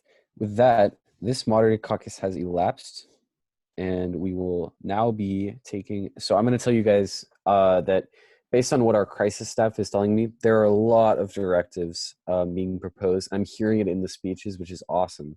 However, we are going to accept only 3 of these directives. So do you guys feel like you need an unmoderated caucus to sort of merge these things together? All these, like the various directives that you have? Is anybody like opposed to doing an unmoderated caucus right now? Because I think that's, I mean, I'm going to say chair's discretion. That's probably what you guys need right now. Okay, seeing no opposition, I'm going to look favorably on an unmoderated caucus, and I'm going to look favorably on it being 15 minutes, I think. That should be fine to start merging things. Press Secretary Grisham, do you have a question? Really quick, I'm sorry I keep on interrupting. No I'm just worries. thinking, since we're all in different back rooms, it's going to be difficult to merge the different directives together if 2 directives are in different breakout groups. I'm not trying to be annoying or anything. I'm just thinking it might be complicated. So Okay, maybe so that's why it's up to you guys to figure it out, because as we did yesterday, we're going to do the breakout rooms again. Unless you want to try doing a gentleman's unmod. I'm actually... Joseph. Yeah. You guys can stay in this main session and do a gentleman's unmod and do it that way. I feel like that's probably the best way to do it if you don't want to break into rooms. If like we're all going to be here anyways, and you guys have 15 minutes, so everybody's going to have a chance to speak because it is 15 minutes. Well, I think it's the best way. Yeah, so for me, a gentleman's unmod, I just want you guys all to be like fully aware before you get into it that with gentleman's unmod, we're not going to be choosing people to speak. Like gentleman's unmod, you guys just go for it. You talk, and like if someone talks over somebody else, it's called a gentleman's unmod, but it's like not very gentlemanly, I guess. But if you guys want to do a breakout room unmod like we were doing yesterday, we're gonna take a vote on whether we do a gentleman's or a breakout room unmod. If you personally are like more in favor of doing a breakout room, then maybe think before we do that vote about who you want in your room, because if we approve doing breakout rooms again, then I'm going to ask you guys to choose your group. And like Press Secretary Grisham just indicated, maybe you guys need larger groups, or you need like maybe less like splitting up so that you guys can talk to each other about these directives, because we are only going to take 3. Feedback coordinator Angulo, do you have a question? Yeah, I just kind of wanted to say, if you guys are opposed to the gentleman's unmod, another thing you can do is go in the breakout groups and then talk about what you want to merge with, or talk about directives that you think are similar. And then, like, since you guys are able to go to different rooms, then ask us to put you in those rooms and see if they would be okay with that. Because I know that a lot of you guys might not find the gentleman's unmod like the best idea. So those are 2 ideas that are on the table right now for merging. So we're going to take a little straw poll. It's not an official vote, but we're going to vote on whether you guys want to do a gentleman's unmod or what I guess we call the breakout unmod, which is what we were doing yesterday. So all of those in favor of doing a gentleman's unmod, please raise your placards.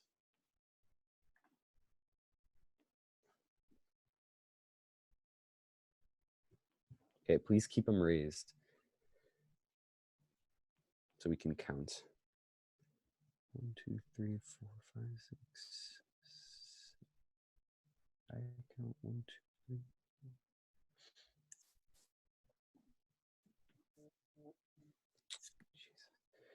Sorry. I count 1, 2.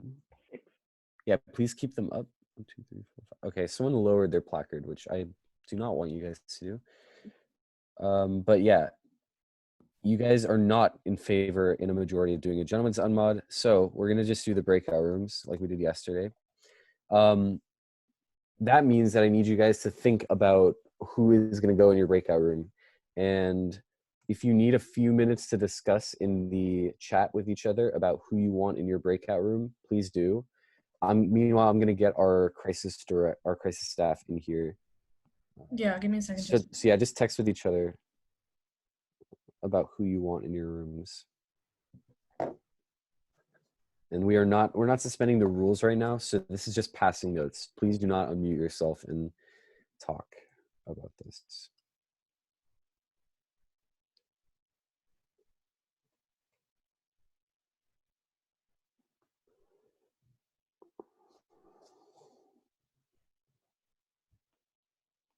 Joseph Joaquin's on his way. Okay. So. I think what we can do is also, like, if they need to move from room to room, Joaquin can do that. Yeah, but just remember, guys, that your max that I'm gonna give you is 15 minutes.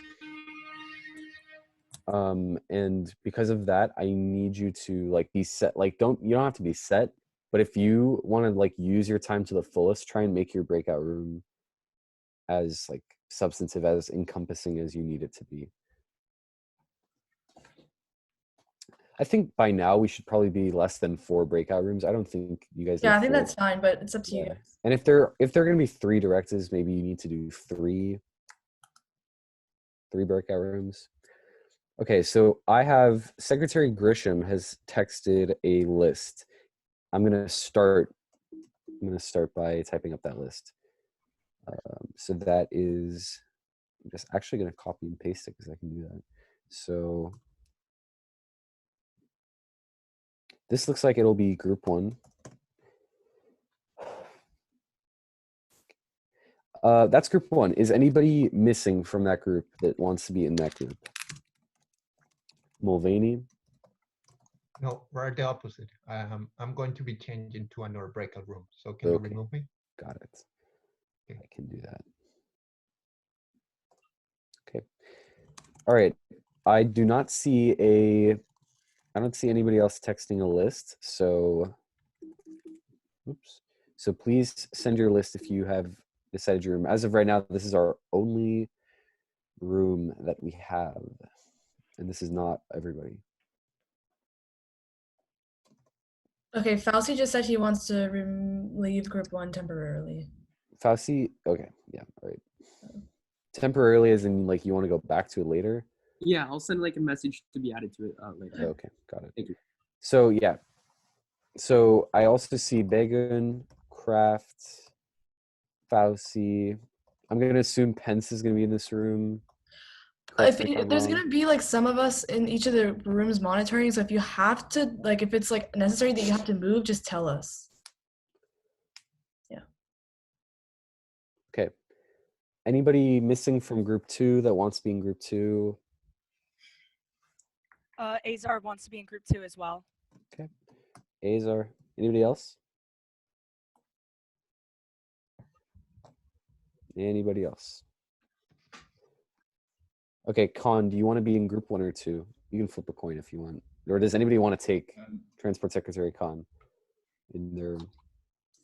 Yeah, I'll just choose. I'll go group 2. Okay, all right. Khan is in group 2.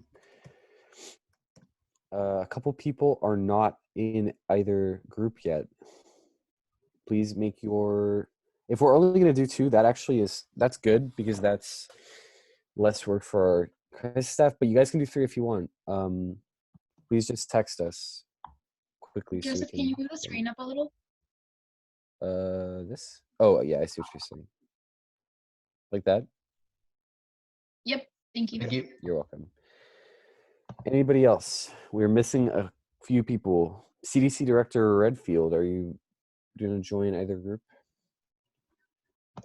Yeah, that's being discussed right now, but I believe I'll be joining group 1.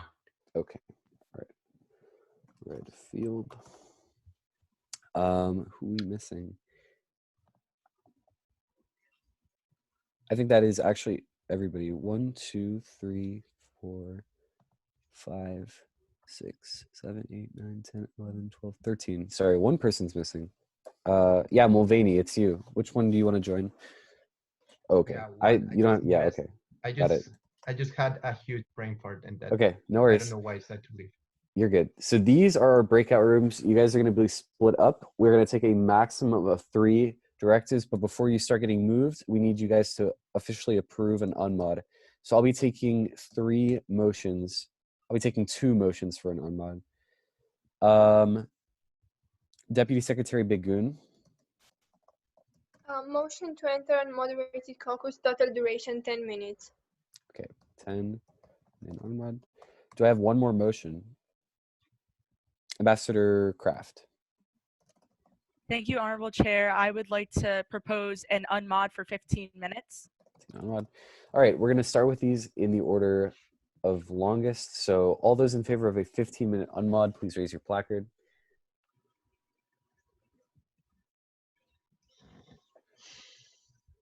Motion All clearly right, so this clearly passes. You guys are in a 15-minute unmod, and our crisis staff is going to start splitting you guys up. Hello. Okay, I'm just monitoring. I will mute myself. Hello. So, have you guys seen the direct clause about the economy, like the oil one? Yeah, in trickle up. Yeah.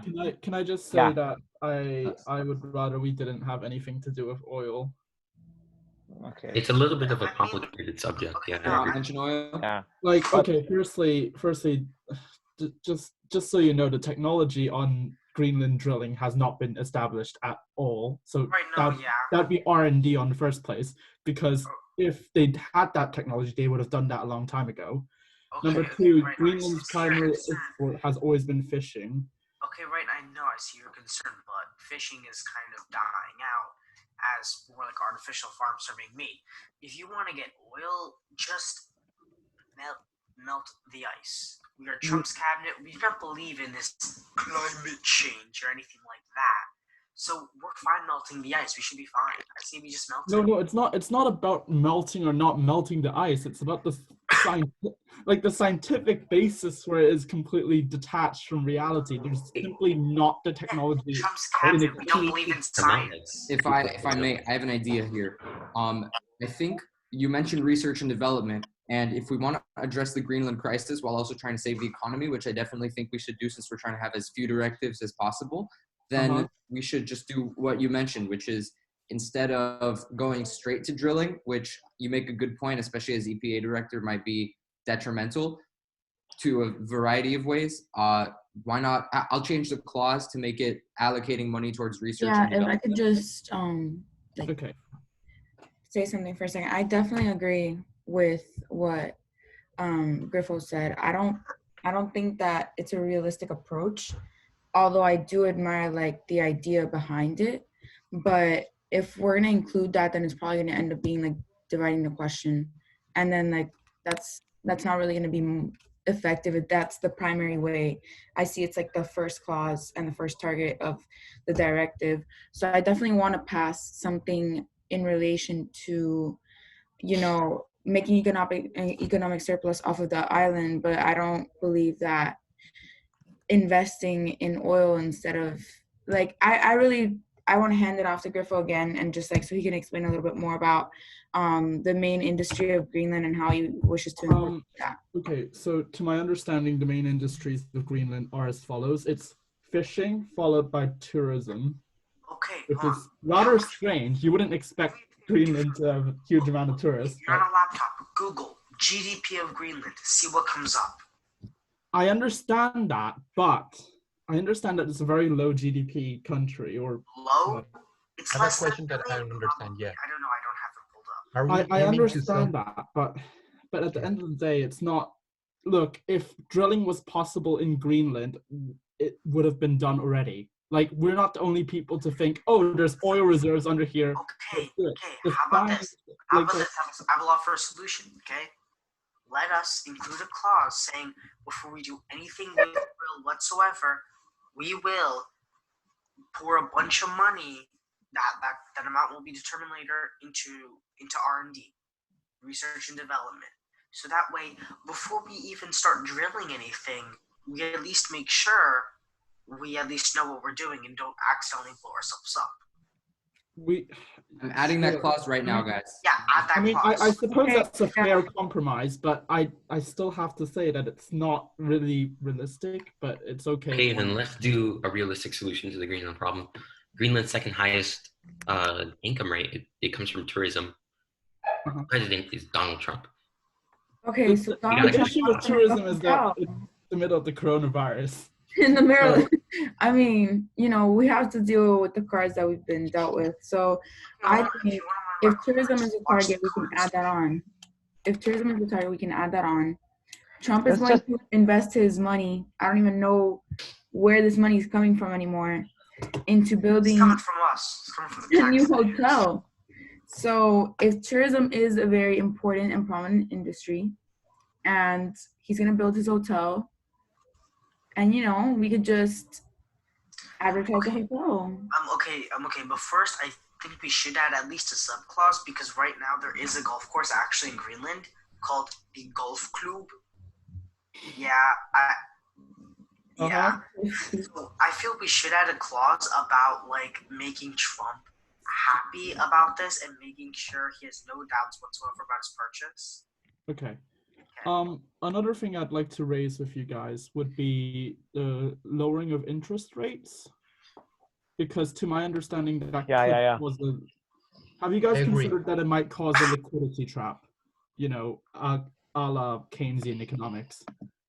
EPA, on a similar line, what I did, like, I suggested, like, temporarily lowering corporate and individual tax rates, like income, like, and also, like, if we lower also interest rate, like, we're going to be able to see Americans being able to put money again into the economy, which is. I understand that, but like, you know, have you studied any Keynesian economics? A what? Have you studied any Keynesian economics?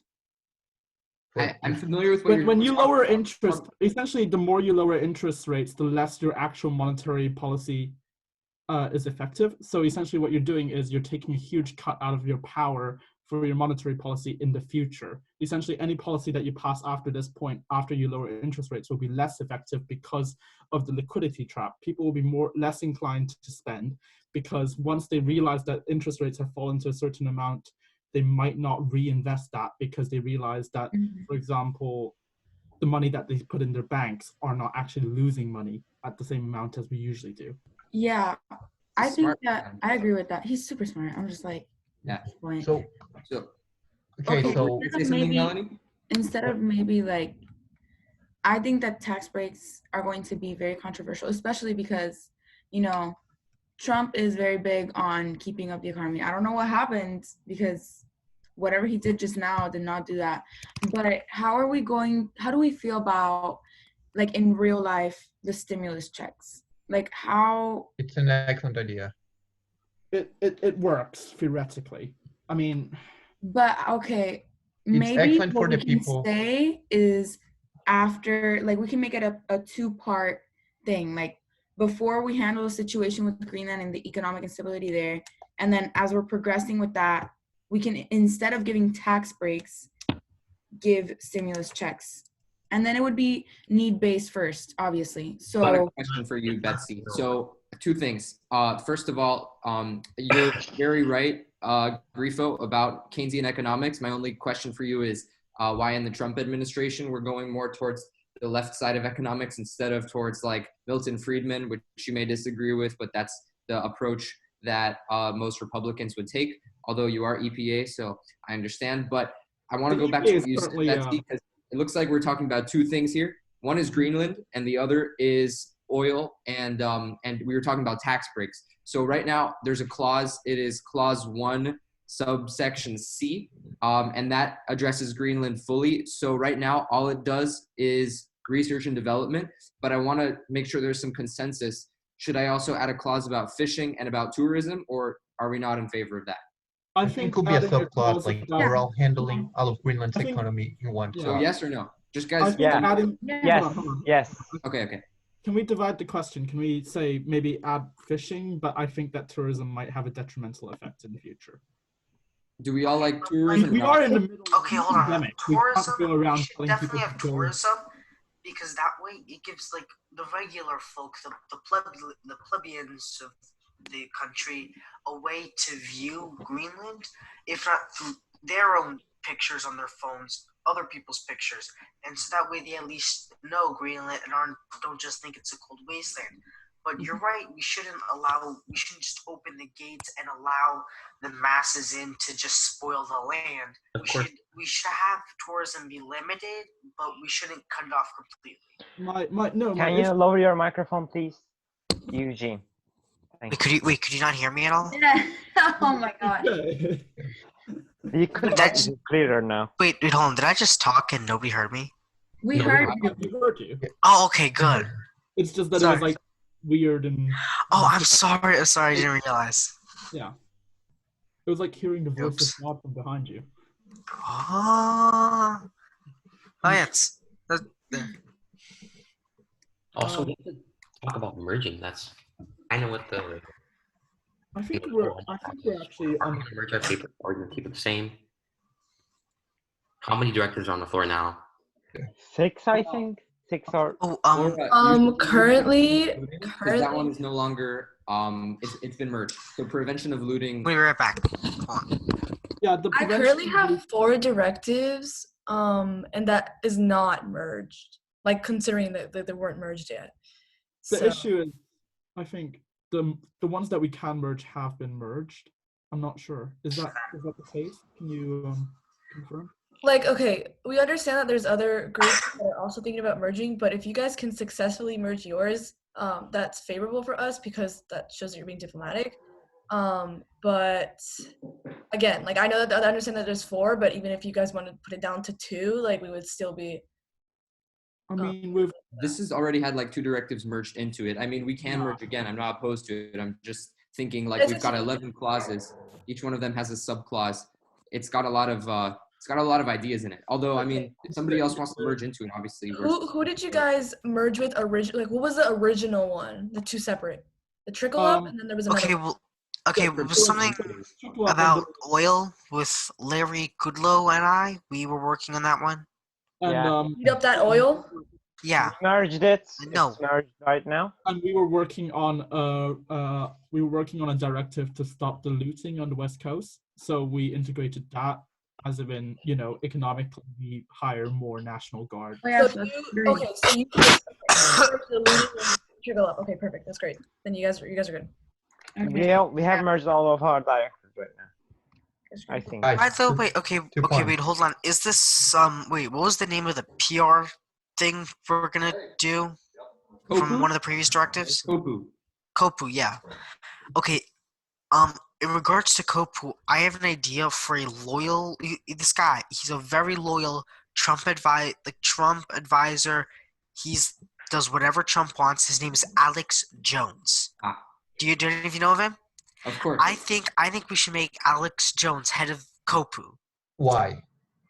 Because he honestly, I'm surprised he's not like Trump's kid. He is like he's a conspiracy theorist.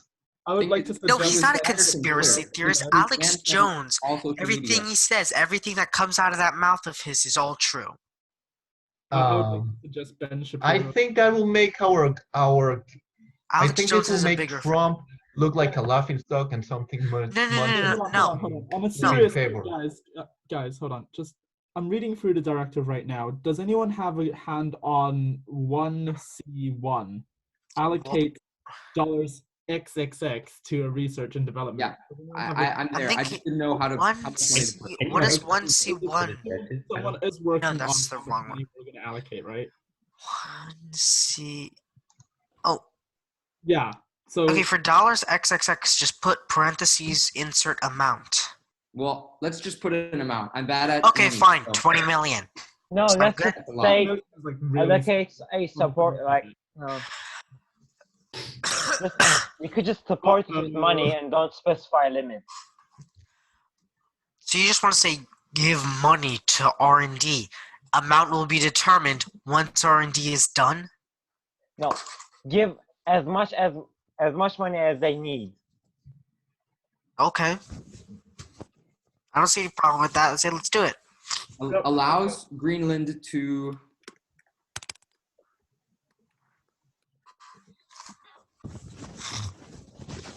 as much money as they need.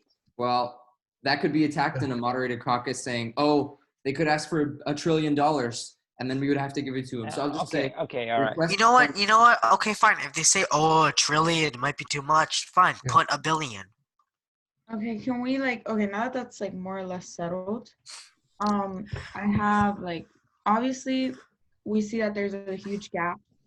Like now that we've dealt with the urgent situation, we see that there's a huge gap in the youth and what they're gonna do now because of the expansion of the coronavirus.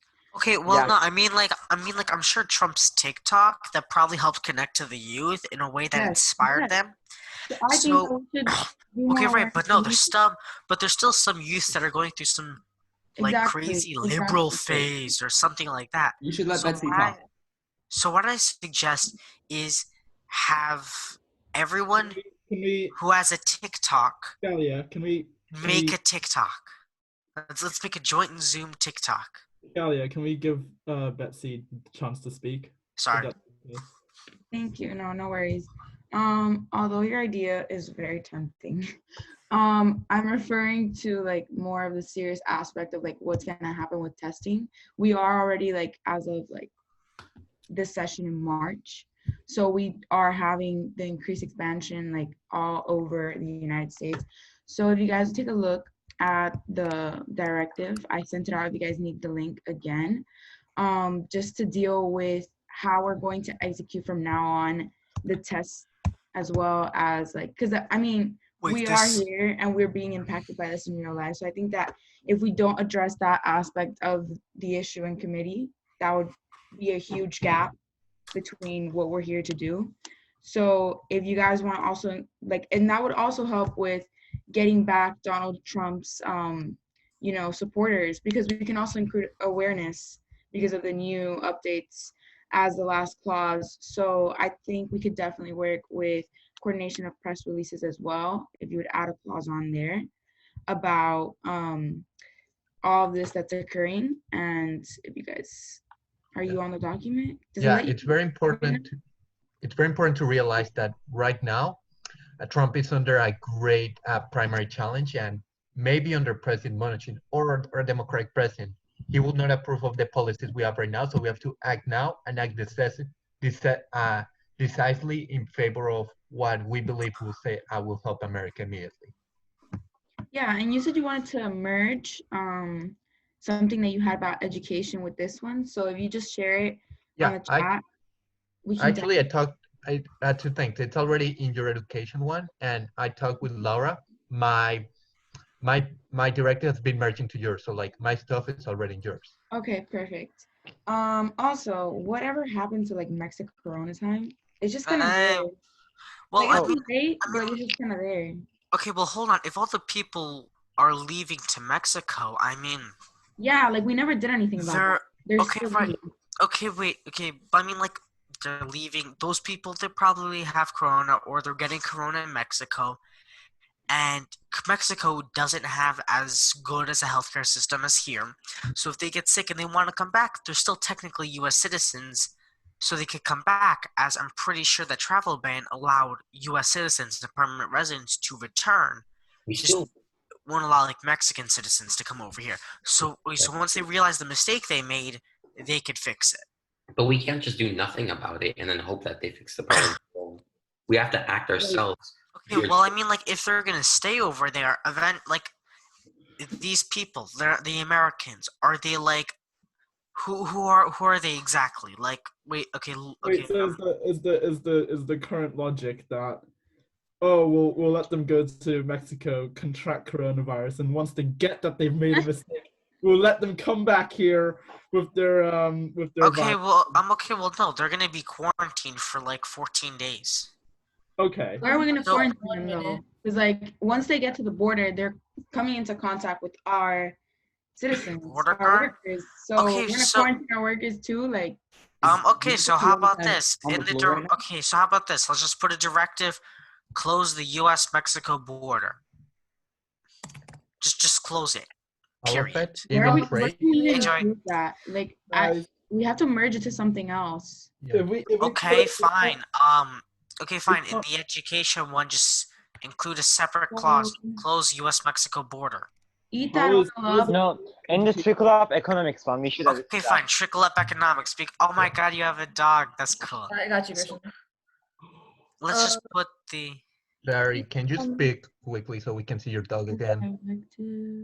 Scalia, there's an eat up that oil directive and there's like nothing written. Is that Hey, because you want to remove it? No. Oh, why no, did the we heat up sign that? oil, we merged it. We merged it. Yeah, we merged it. So you can just delete that one.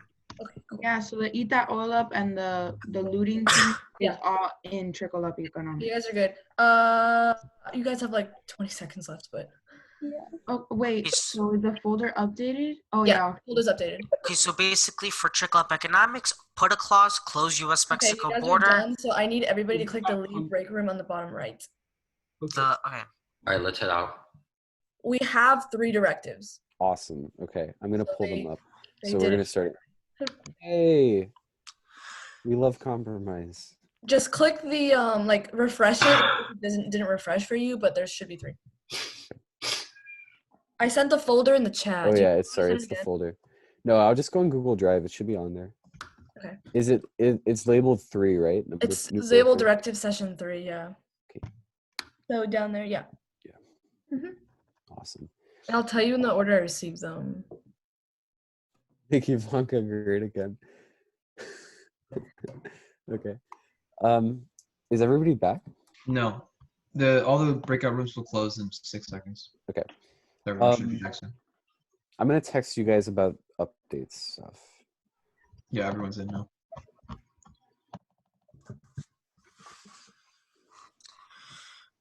Oh, I think we have everyone. Oh no. Derek has to go. Yeah, I know. He sent a message. Oh, It's for real? Oh. For real? Wait, is he still here? He said that no, he left, but Oh, he left already? He'll probably Okay. come back. That's fine. Okay, are we good? Just give me 1 second. Laura, what's the name of the folder? Like which session? Directive session 3. It's on Joseph's screen share. Yeah.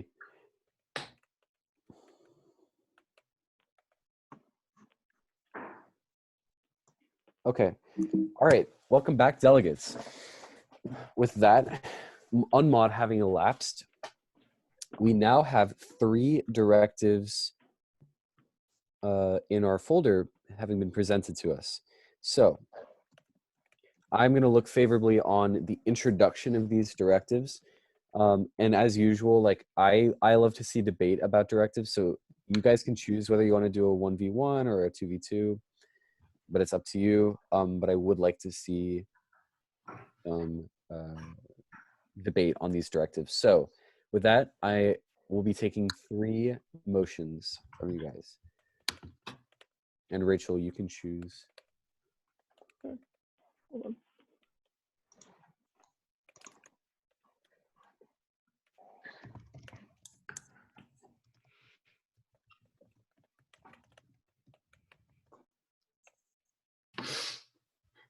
Yeah, please keep your placards raised if you want to introduce a motion. Rachel's going to choose a, you guys know. All those wishing to make a motion at this time, please raise your placards now.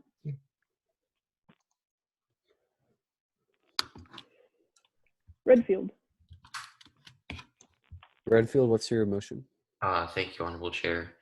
I motion to introduce the directives in the order of which they were received, followed by a 1-for, 1 against. Redfield, order received 1v1. All right, with that, I'll be taking 2 more motions. Does anybody have any more motions? Kudlow. Motion to introduce directives from backwards from the order they have been received. 2v2. And 2v2. And I'll be taking one more motion. Galia. Thank you, Honorable Chair. I would like to motion for for introducing directives in the order that they were received, followed by a one for, one against, followed by a vote by acclamation. Okay. With that, we will now move into voting procedure. I'm just going to do these in the order that I got these motions, for the sake of brevity. All those in favor of Redfield's order to introduce them in the order they were received, followed by a 1 for 1 against, please raise your placards.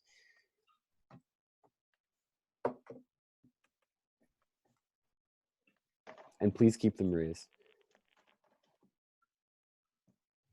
Rachel, what's the majority right now? Oh, wait. It should be 7. Okay. So yeah, just keep them raised. 1, 2, 3, 4, 5, 6, 7. Okay, with that, this clearly passes. We are now going to do the introduction of directives by our fantastic, wonderful crisis staff, Laura. And then we will do a 1 for 1 against on all of them. So Laura, which one was the first one? The first one I got was make Ivanka great again. Okay. Okay. Directive make Ivanka great again. I'm just kidding. Make Ivanka and vaccines great again. Sponsors UN Ambassador Kelly Craft, Vice President Mike Pence, Stephen Bugan, Alex Azar, and Dr. Fauci. To the White House Coronavirus Task Force, a medical team headed by America's leading immunologist, Dr. Sanjeev Jain, will be dispatched to treat and work with Ivanka Trump. Direct reports and updates to be sent to the Coronavirus Task Force at the NIAID, as well as the White House Corona Task Force. Relocate Ivanka to the Bethesda, Maryland NIAID Research Laboratory so the world's top immunologists and infectious disease doctors and scientists can constantly work on improving her condition. Encourages President of the United States to self-isolate, as he will benefit of the next conditions in the White House. The President will get an unlimited supply of his favorite restaurant, McDonald's, at his request. The President will have access to any technical equipment he needs to participate in online conferences to fulfill his duties. The President will be supervised by a special team of medics, and he will receive treatment if he will show symptoms. All staff that was in contact with the President and his daughter Ivanka will have to self-isolate for 14, I assume, days, and post about this on social media to encourage Americans to practice social distancing. Inform other nations of the importance of social distancing to flatten the curve of infections. Send the TikTok of washing hands and have the news outlet broadcast it. Send out pamphlets with just pictures to explain the ideas of social distancing and how to conduct your own proper hygiene, sneezing into elbow, wash hands a lot, etc. Require the CDC to take charge of the American effort at containment. Funding for the American effort will be taken from the CDC and Department of Health and Human Services budgets. Recommends to the UN that their respective countries should close their borders with states uncooperative with international guidelines on containment of COVID-19. This is not only to protect America, but also America's new state, Greenland. Introduce WHO testing kits across the United States to ensure more accurate test results. Distribute them to hospitals, walk-in clinics. The CDC will handle the aspect of distributing. It is important to distribute this so it is fairly accessible to individuals as much as possible. This factor will be controlled by the CDC when distributing to locations across the United States. Account for locations have more populated areas than others. Utilize the World Health Organization to help contain the spread of the virus in China. Promote the use of the drug remdesivir globally to help prevent the further advancement of the virus in patients already infected. Remdesivir is a drug used to treat Ebola patients and has been shown to work in halting the advancement of the virus in critical. Needs to be prescribed by a doctor. This is done by how the country distributes medicine and drugs. For private healthcare systems, the use of insurance can bring the cost down. For public healthcare systems, it is paid through taxes free to the people. In charging the mass production of the new vaccine developed by Madrigal to Magnanimous Corporation, utilizing the NIAID's majority stakeholder in the companies to make possible for individuals with an income lower than $20,000 to get the vaccine for free, so the vaccination will be accessible for everybody. High-risk individuals, such as children, chronically ill patients, and people over 65 plus years old, will get the vaccine for free. encouraging DARPA to exercise its duties to stock up on vaccines in case of future outbreaks, to ensure sustainability and profitability of the vaccines, to sustain and encourage production of said vaccines, distributed after manufactured by the Magnanimous Corp. The vaccine will initially be distributed throughout the most affected areas, such as the West Coast within the US with later distribution. The vaccine will start production as soon as the manufacturing lines are ready and be sent directly to hospitals in this area. Okay, with that having been read, we're now going to take our first. Please don't raise your placards until I've announced it. I'm not done.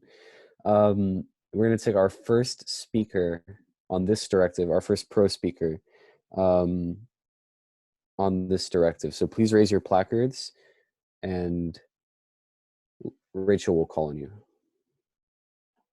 All those wishing to speak for this paper, please raise your placards at this time.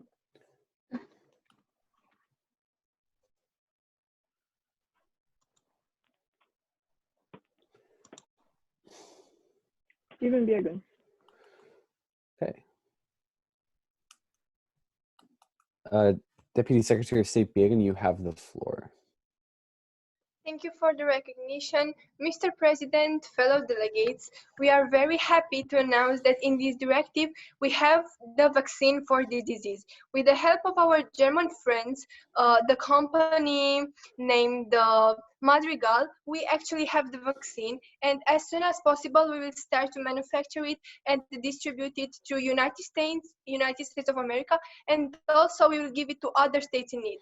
For this vaccine will be actually free for categories of people at risk, so everybody will afford to get it. And also in this directive, we are promoting the use of good antiviral drugs to treat the infection. Also, because President Donald is unhappy and we don't want this to be, we have a special team to take care of his favorite daughter, Ivanka. So with all this being said, we urge you to vote on this directive so we can save the world with this awesome vaccine. Thank you. Okay, thank you, Delegate. With that, we will be taking the next opposition speech to this directive. All those delegates wishing to speak against this directive, please raise your placards. Rachel, yeah, Kudlow. you can choose. Kudlow. All right, Director Kudlow, you're recognized for an opposition speech. You have the We floor. see that this directive could fix many things, but it has problems that hasn't been addressed, and we need to address these problems. But if we accept this directive, it will be bad for our United States of America, and for McDonald's, since they don't have enough resources to produce unlimited supplies of McDonald's for our great President Donald Trump. We expect all of you to think logically and see that this directive will cause many problems in the economy of the United States. And since our great President Donald Trump spent one something trillion dollars to buy Greenland, this is a problem. So please do not see the mistake of this directive. Thank you. Okay, thank you, Delegate. With that, we're going to move into voting procedure on the directive, Make Ivanka and Vaccines Great Again. All delegates wishing to vote in favor of this directive, please raise your placards now.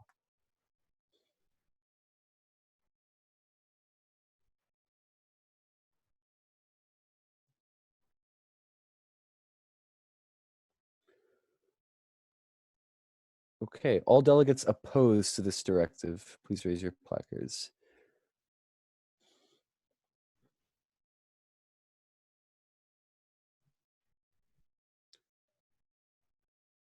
I think someone Not isn't everyone's voting. voting. Yeah, not Is everybody anyone voted. abstaining? Is somebody abstaining? Or did someone just forget to vote? Please keep in mind if you're abstaining, I wrote down whether you're present and present voting. Yeah, guys, we don't have enough time to redo votes, but if you're not voting, we're gonna take that in mind. Like we'll know who it is, and these are procedural matters. It's unfair to your fellow delegates who wrote these whole directives to then just not vote. It's Okay, like kinda are not these fair. two abstaining, or you- are they against? Yeah, just everybody lower your placards. This is gonna pass because enough people Yeah, voted to it pass already it. had 7. But the numbers just didn't add up, which is why it's just not fair to your fellow delegates that you like didn't vote on their directive that they worked on. So please pay attention when we're doing voting procedure. Anyways, with that, this directive clearly passes. So Ivanka has been made great again. Everybody, please give a round of applause for this directive being passed. Okay, we're gonna move on to our next directive. Laura, which was the next one? Give me a second. The next one that I got was trickle up economics. But Joseph, do you mind reading it? Because I have the staff is asking me to do something. Yes, I will read it. Trickle up economics. Trickle up economics, a directive to prevent a recession. Delegates, please, you've submitted this directive, so I don't want to see changes while I'm reading it. And yeah, just it's been submitted, so no more edits. The White House Coronavirus Task Force creates the Stop, Doom, Stimulate, Triumph, Organize, Protect, and Defend the Oil and Online Markets Plan.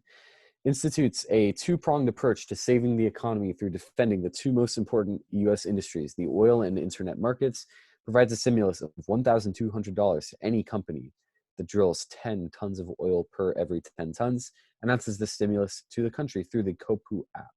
This stimulus will be funded by a value-added tax of 1 cent on every financial transaction, directs the FCC and COPU to implement net neutrality rules to allow up-and-coming tech businesses to have a fighting chance in the changing economy, creates an announcement via the app that any citizen who learns to code after having left their job will receive a $300 a month supplemental stipend after joining the tech economy, creates a program to stimulate the economy using the newly admitted state of Greenland, allows Greenland to request funding for research and development for oil drilling in Greenland, with progress reports delivered every 3 months with updates on the potential for oil drilling in the 51st state.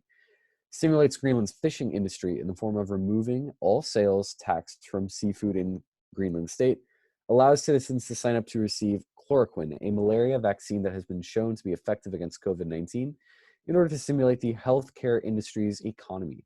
Sign up will be online via the aforementioned app. Provides cash flow assistance through federally guaranteed loans to small businesses. The options to lower interest rates and potentially forgive loans if said small businesses retain their workforces. This is numbered weirdly, but I'm just going to keep going. Approves $200 million in aid to the Small Business Administration for counseling, training, and direct economic aid to suffering small businesses. Institutes a new federal testing force employing local workers to work alongside existing medical staff, experts at the NIAID and EPA regulators. These staff will undergo a 2-week fast training system on how to conduct basis testing of water mains and symptoms of SARS-CoV-2. These staff will be deployed at existing testing centers and EPA Department of Transport checkpoints at public spaces. Further invites the businesses that have let go of their workers because of coronavirus to explore new online job opportunities so that the great economy of the USA doesn't go under the risk of recession. Our great citizens do not get affected by the possible increasing rates of unemployment. Sets in place tax breaks to stimulate and incentivize domestic companies to ramp up production of medical supplies no longer supplied by the EU. Offering states money to buy out, shut down, or low producing factories and lease them the companies that are producing these critically needed supplies. Calls for Congress to pass temporary tax cuts to stimulate the economy, which would cut taxes for individual taxpayers, corporations, by cutting the corporate tax rate from 21% to 16.5%. Income taxpayers, by lowering the rates across the board by 2%. Have Alex Jones head the PR department supporting Trump's decision to purchase Greenland. Okay. Have programs to encourage immigration to Greenland from America to Americanize Greenland. Refute Greenland's statehood. Establishing Greenland on the same level of government as Puerto Rico. Okay. Suggest the temporary expansion and heavy recruitment of the National Guard in response to West Coast looting, as well as an expansion of the existing merchant Navy force with a 2-week fast training system to new recruits, that the National Guards be deployed at all testing centers to prevent issues of looting and to ensure the safety of staff currently working. These National Guards be retrained in hygiene safety.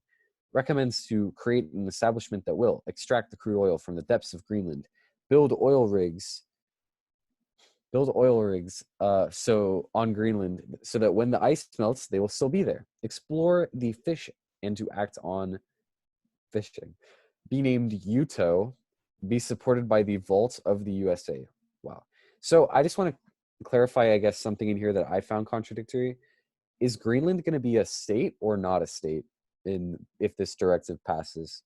It won't be a state. It will not be a state. It will not. This part earlier where it says, sorry, I'm just going back up to it.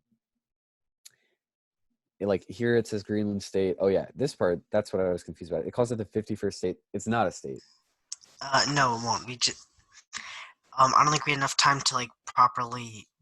We didn't have enough time to make it look beautiful and stuff. We just put it together. I was under the impression that Greenland was already a state. I must have misunderstood the crisis update, but I thought that somebody said it had already been admitted as the 51st state, so that's why I wrote it like that. Okay, so this part where it talks about Greenland being on like the same level as Puerto Rico, is there a friendly amendment from any of the sponsors to strike that, or yeah, okay, as a sponsor, a friendly amendment to strike it. do all the sponsors agree to that? Who is the sponsor on here? Yeah, I agree. Yes, so do I. Okay, Grisham agrees. Grifo, do you agree? Yes, yeah. Fauci? I agree. Kudlow? Yeah, I agree. Devos? Yes. Mulvaney? I agree. Scalia? Yeah, I agree. Cool. So with that, we're going to strike that friendly amendment to that. Okay. With that, we're going to take our first speaker in favor of this directive. Rachel will be choosing. All those wishing to speak in favor of this directive, please raise your placards at this time.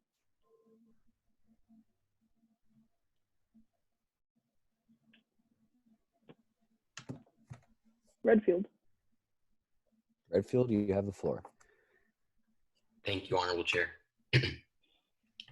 This directive covers all aspects of the current issue going on in the United States. It covers mostly the economic aspect, though. The economic aspect of the United States consists of President Trump wasting money on buying Greenland, but he did not waste the money. He used it for good use, and this directive is clarifying that in the best way possible. President Trump had in mind when he bought Greenland that it could be used for a number of different uses. For example, oil, as previously stated in the directive. And in addition to that, tax cuts and tax breaks that were introduced into the directive can revitalize the economic activity present in the United States once again. So in addition to revitalization of the United States, of the American economy through Greenland, we also have backup plans that can revitalize it even if Greenland does not work. Thank you. Thank you, Delegate.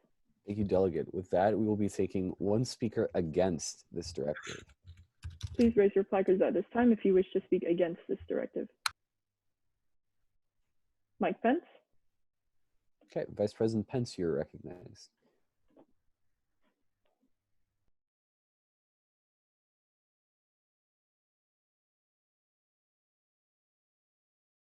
Vice President Pence, you're recognized. Yeah, sorry, I forgot to mute my mic. No worries. So it is evident when reading this directive that there is a lot of government involvement.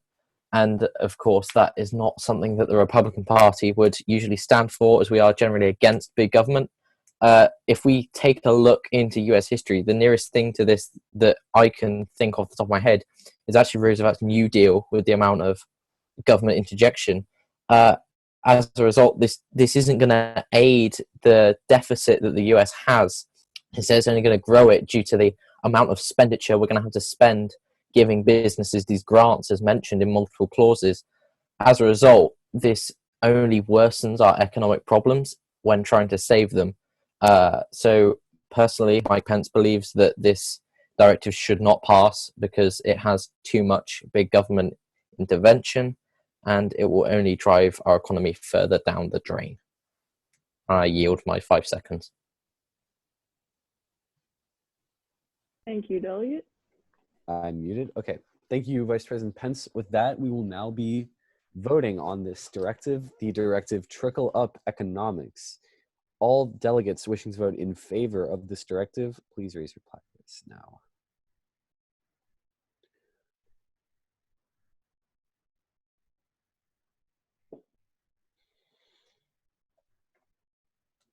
Okay. We're going to close voting now. So if you're voting in favor, we're done. All delegates wishing to vote against this directive, please raise your placards now.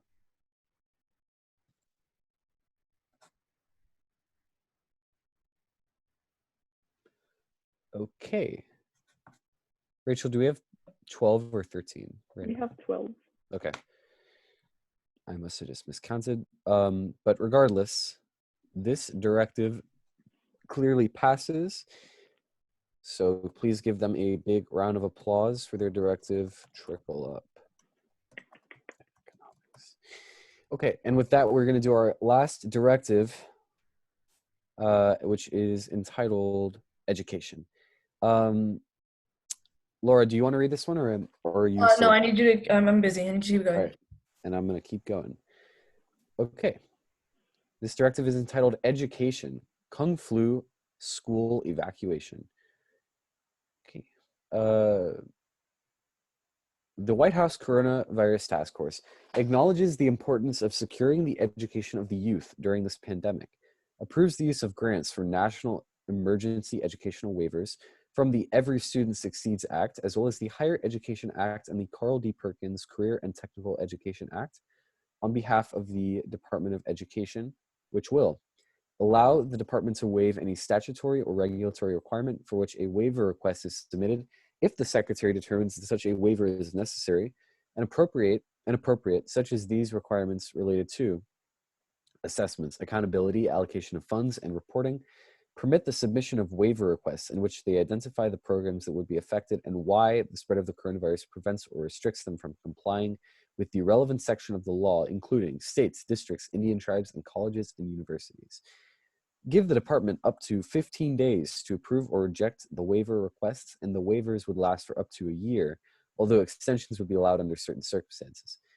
Encourages that if the situation becomes dangerous to the public, the Department of Education can shut down schools across the U.S. and choose to switch to online education with the help of the following resources: Zoom, Google Classroom, Kahoot, Khan Academy, Edmodo, Quizlet, and Quora. Decides to cancel the SAT testing until the coronavirus situation will permit them to be held, include AP exams. Further invites the establishment of the 3-step aid awareness information donation plan. Awareness will encourage awareness campaigns in partnership with private industries to inform Americans of the current situation. Organize this campaign in a unified, private, public coordinated manner so the message is effective by the means explained in sub clauses 1 to 4. Information. Spread information through the same partnerships, showing Americans the urgency of the situation. This information will be shared through TV ads, internet, radio, social media, live stream. Donations. With all that information, creates a unified donation strategy for people that want to donate to help fight the crisis. These campaigns and donations will be organized and handled by the company AmeriWorks. Proclaims that donations will go to hospitals combating known cases of COVID-19 in the West Coast and Florida, and CDC installations are described in Clause 5, so they can buy what's needed for treatment, quarantine and nationwide response in an effective manner, create a Center for COVID-19 Resource as a branch of the CDC called the CDC Resource Allocation Department, CDC or CDCRAD, which will allocate resources to research efforts within the CDC that need it the most, assist research efforts with information and trustworthy sources, endorses the creation of logistical storage centers, specifically for the use of storing toilet paper, sanitation, utilities, toiletries, establishes the American Fund for Vaccination Development, which will take upon the responsibility of providing extra funds that are needed towards vaccine research and development, activate anti-price gouging laws nationwide on sanitary products and toiletries, which will be enforced by local law enforcement, will enforce this and punish those breaking the laws, prevent product prices from increasing too much, solemnly affirms the establishment of quotas on the maximum selling of sanitary products in response to the saturation of the market, make mandatory limits on how many of a sanitary products can a consumer buy per purchase. Also ask supermarkets, wholesale industry to organize an hour, preferably the hour immediately after the store is open, whereas only vulnerable groups can go and buy the products they need without interference from able groups. Vulnerable groups shall include the elderly, widows with kids, unemployed, people with physical discapacities, people with mental discapacities. Okay, so this is the directive education. With that, we will be taking one speaker in favor of this directive. Please raise your Diego and hand. Kraft, do you guys have any points of inquiry? Please lower your placards at this time. Thank you. All of those wishing to speak in favor of this directive, please raise your placards now.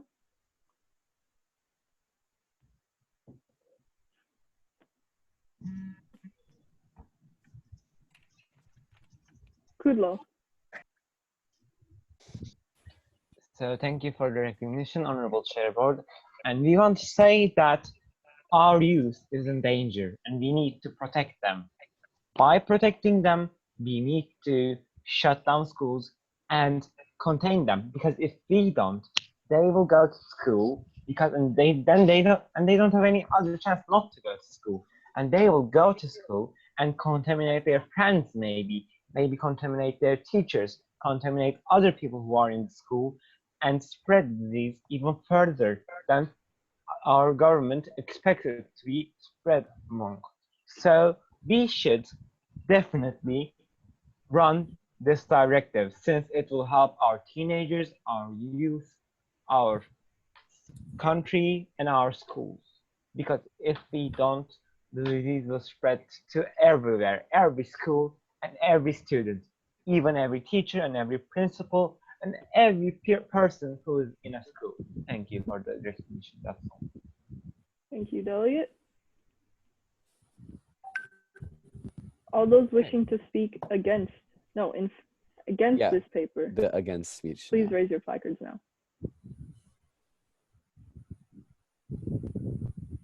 If no delegate speaks against this directive, it automatically passes. All those wishing to speak against? Okay. If not, then this directive is automatically adopted. Everybody give this one a round of applause. Congratulations. Congratulations, delegates. So that one was unanimous. Okay, with that, we are going to take a brief intermission. Actually, no. We have some updates that we're working on for you guys. So here's what we're going to do. Yeah, Joaquin, you're listening to it right now. Rachel, can you just chair them quickly? And if they want to do like, what I would actually look favorably upon right now is like a 25-second unmod. Or sorry, not a 25-second unmod, because that's impossible. A 25-second round robin about the stuff that we just passed, which gives crisis staff a little bit of time to talk about what our updates are going to be. That's fine. Joseph. Okay. Yeah. Wait, Laura, just chat with me privately. Okay. Okay. Joseph, can you scroll down your screen a little bit so I can just edit the doc on mine? Okay. Thank you. We will now be taking motions. All of those wishing to make any motions at this time, please raise your placards now.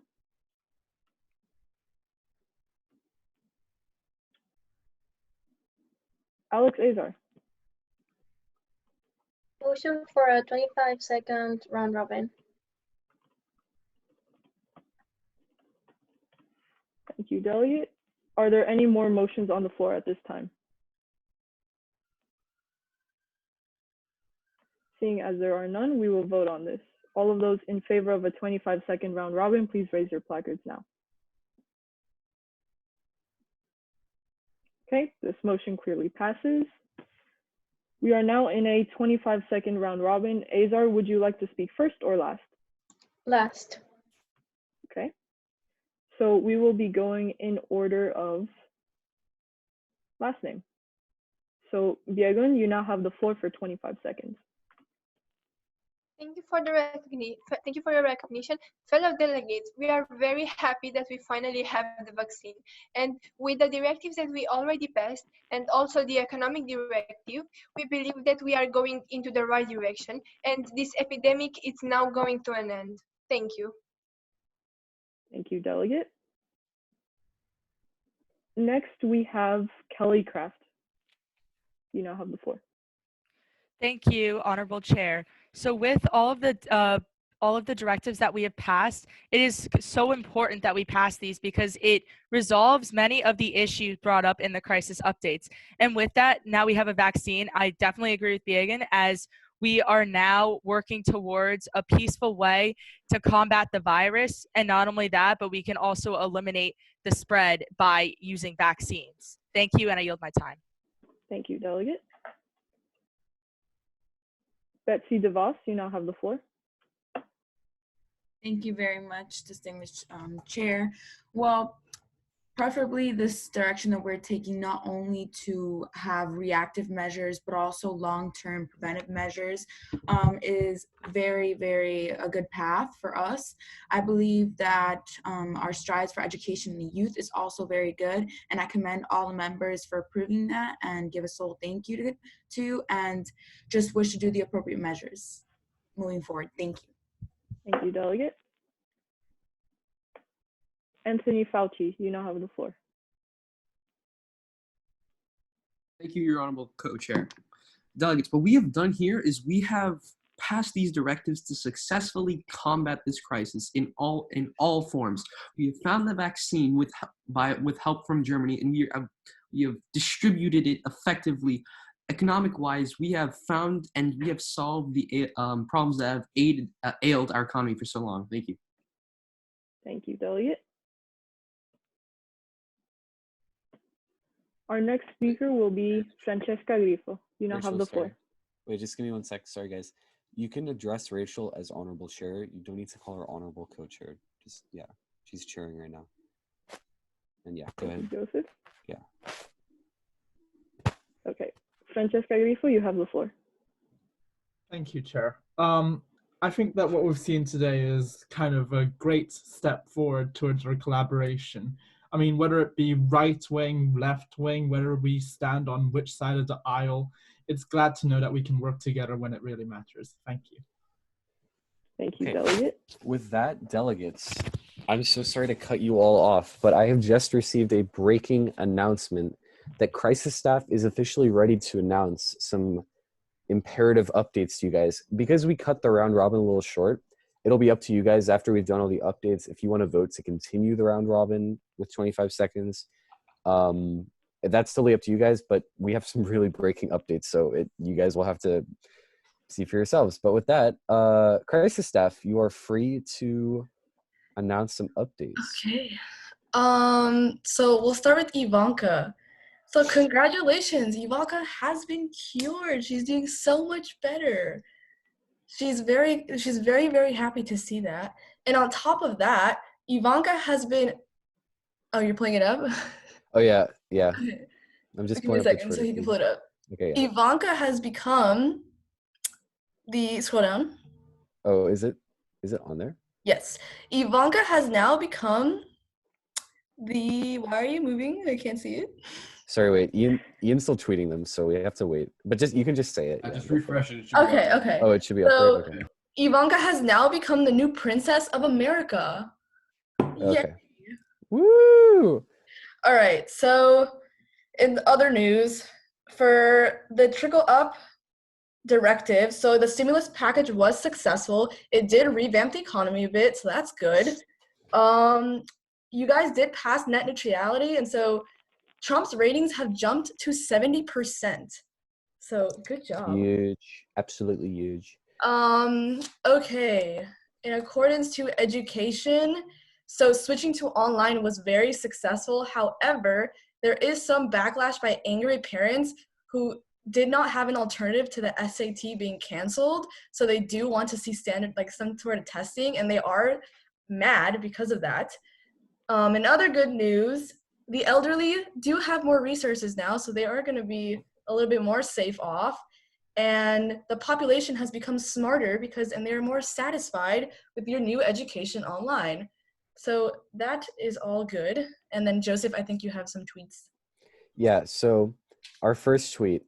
This is in regards to Mike Pence officially declaring his absolute unwavering loyalty to the Trump-Pence 2020 ticket.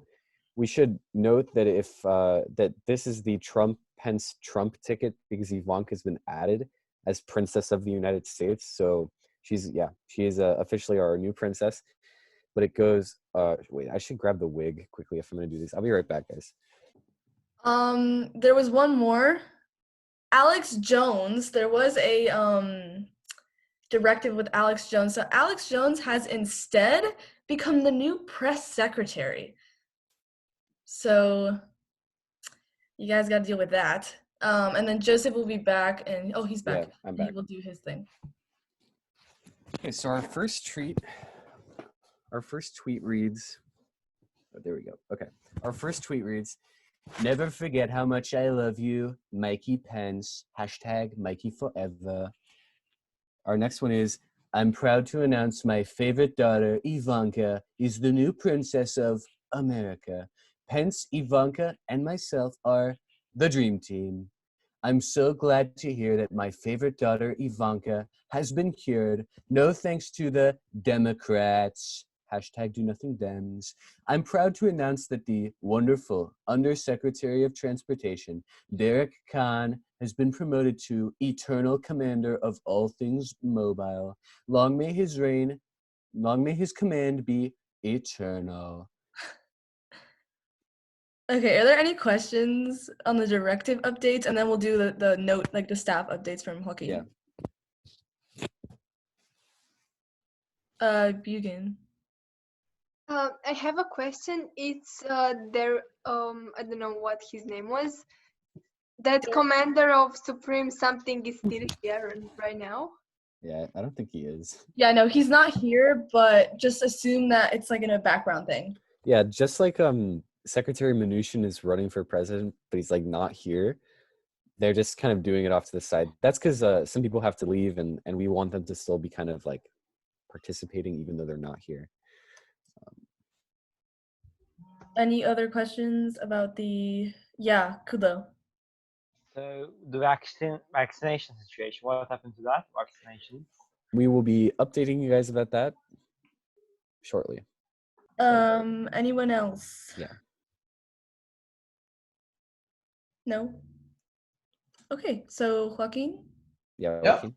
So in conjunction with the stimulus package, efforts by the company AmeriWorks has helped at least help prevent the United States from going into a sudden recession. So there's a lot of optimism coming there in terms of economic relief. The excellent efforts made by Francisco Grifo's EPA has promoted him as has promoted the EPA as the joint agency with FEMA responsible for coordinating checkpoints and coronavirus facilities. While the EPA was not traditionally in charge of these things, the countless initiatives that were taken by the EPA have warranted him to become a person in this position. Also, strangely enough, a lot of the 1% of the United States, the top 1% in terms of income, have started to disappear. No one knows where they're going, but one of the people involved with this is Melania Trump. Melania Trump disappeared last Tuesday, and no one knows where she is. Yeah, that's all I have for now. Okay, and this is... Oh, yeah, go for it. One more thing, sorry. There is going to be a press conference update with Fauci, Bejan, and Kraft. They have something very important to announce to everyone in the committee. Are we doing that right now? Yeah, or so what? everybody mute except for those three. Okay. Whoever wants to go first. Okay, Sorry. so No, Steven, you start. okay. So with our joint efforts, we actually talked with Germany, with South Korea and Japan, and with the help of US scientists led by Dr. Anthony and the German company Madrigal, we actually have the vaccine for this horrible disease. So we will start to distribute it. My colleague will tell you all the information about this distribution of the vaccine. Thank you, Mr. Bugan. Yes, we have successfully developed this vaccine with the help of scientists from all over the world, especially that from Germany. The company Magnanimous Corporation will be in charge of mass manufacturing and producing the vaccine to distribute it to heavily concentrated areas of the coronavirus, especially that on the West. It is a government majority stakehold, so we can't afford to lower the prices and make it more available for low-income citizens. So now I will discuss about how, with my powers as I am in charge of the efforts with international and foreign efforts, the combat of the coronavirus is an international effort. And the only way to combat this virus is if we all collaborate internationally. With this, we can help stop the virus by using the vaccine created by the company Madrigal. And I plan to promote the vaccine in the United Nations to help stop the spread of the coronavirus and to help spread the new vaccine Madrigal, created by the company Madrigal, to poorer countries as well as other countries. And with this, it is important for all countries to realize that by giving the vaccine to their citizens, it will help prevent the spread of the coronavirus to more people. Joseph, go to the tweets. So Joseph's gonna read what basically those three delegates just talked about in like a short, and then if you guys have any questions, we'll take questions.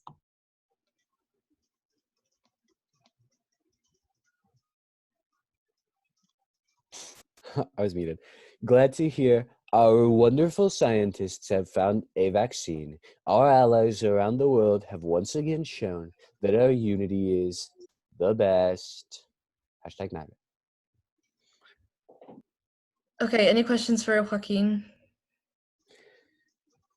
So from my understanding, the delegates who were selected for this press conference are, I mean, you guys have all watched, like, if we do like I'm just going to pull this up. So if this is like kind of a press conference, then if you guys want to ask questions of your fellow delegates as the press about the status of the vaccine, like literally, I think there's like a news conference going on right now. That's like all they do really. So you guys, we can give you like maybe a couple minutes to ask press questions if you want to do that. Does anybody want to do that? Staff, should we ask questions as the press? Yeah, we can. Okay. America has a couple questions, but wait, there was one more thing that we did forget. So the infection video rate update has dropped to 40%, and Florida is now as controlled as the rest of the East Coast. Yay. Okay, so I think Merrick had a question, so we'll get to him. Go ahead. Are we starting right now? Yeah, we're gonna do the press conference. Okay, I just have a quick question about the validity of this company. How do we know that this vaccine is actually going to work? What kind of U.S. government agencies are going to be put into place to make sure that these are actually safe for Americans? And how, as the American public, are we going to know that this is actually going to be good for us? Well, of course, that is a phenomenal question. Of course, so with efforts from our American team at the NIAID and international efforts with South Korean researchers, as well as the German company Madrigal, which successfully created this cure, this company here, Magnanimous Corporation, which the NIAID actually has a majority stakehold, and we are very on top about being precise, as well as getting the FDA approval. We can't really not allowed to give anything to the American public without FDA approval. So the only way to distribute this would be to get their approval, and if we do have it, there is a guarantee that this will be successful and effective to curing the coronavirus in our populations. Okay, any other staff have questions, press questions? Please identify which news network you work for if you are asking a question. Other staff, Laura, Joaquin. Betsy has a question.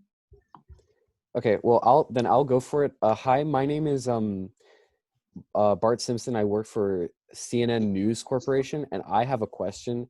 How will you guys determine who gets the vaccine first in the United States? Is there a process? Will you do like a ball, like selection, like draft process, or are you giving it to everybody first? I'm really confused. So for this vaccine, we know that elderly people and people at risk with other diseases are more affected by this virus. So first of all, we are going to start giving this vaccine to population that are at higher risk, and then we are going to distribute it evenly across the country. Okay, thank you. That answers my question. Anybody else? I think Betsy DeVos has a question. Okay. Sí, hola, yo soy María Carmen y estoy reportando de Univisión 21. Quisiera saber cómo usted está lidiando con todos los críticos que está ignorando la comunidad latinoamericana. This message is now going to be translated in English. Hi, I'm Maria Carmen and I'm from Univision. I would like to know how you guys are going to be targeting the Latin American countries as well, or are they being neglected since they're not developed nations? So the Magna American countries will be given, it's going to be distributed evenly throughout the United States and the Magna American countries. So with that, it is going to be distributed not only in the US, but also in Puerto Rico, Guam, and other Magna American countries or similar countries where the United States has hold of them or has territorial control. And of course, the Magnanimous Corporation, which will be focusing largely on our domestic population, will also be looking to set a few of our stock in excess out, and sending it to work with the UN and WHO to effectively distribute said stock and vaccines throughout the world and Latin America. If we can encourage DARPA, the Defense Advanced Research Project Agency, to continue to do their role of continuing to buy said vaccines to continue stockpiling for other outbreaks, it will create a sustainability and profitability for our company and the manufacturers to speed up process and effectively distribute it to everyone who needs it. Okay, any other questions from any members of the press? Delegates, feel free to ask your fellow delegates questions. We'd love to hear them. That was a great question in Scalia has Espanol. a question. Okay. Please identify your news network. Thank you. Representatives, my name is OJ Simpson of Breitbart News. I was just wondering whether or not insurance would cover the payment for the vaccine, and there's a follow-up question depending on your answer. Hey, thank you for your question. First of all, we will ensure that this vaccine will actually be free for people with a lower income that can't really afford to spend money on this, and also to population at risk. And depending on the type of medical insurance, every American will be able to get this vaccine. First of all, this vaccine will be so affordable that you won't need an insurance to get it. And I just want to reiterate what Bayogan said, is that it is important to realize that it is almost like a flu vaccine when you get it distributed. A lot of people have access to it, and that is what we are trying to make this vaccine. We are trying to make it accessible for everyone so that it is important that everyone gets vaccinated with it so we can prevent the further spread of the coronavirus now and in the future. Okay, all right. Thank you. No follow-up question. Thank you, delegates. With that, this is the end of our press conference that we had. We gave you guys a lot of time to ask questions of your fellow delegates who were chosen for the press conference. And with that, the press has sufficiently had their questions answered. So, delegates, the vaccine has been created. You guys did it. You give yourselves a round of applause. But wait, America is not all good in the hood right now because there are still a lot of problems in the United States. And we're getting a breaking transmission right now from the Jamaican government. This is breaking news. We're going to have to check in and see what Jamaica has to say. Delegates, please focus on this new press breaking update.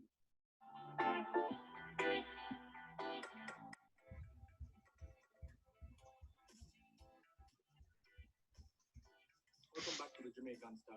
I'm here in the port of Kingston reporting on an American cruise ship which has been stopped by port officials who say someone board may Joseph, the volume.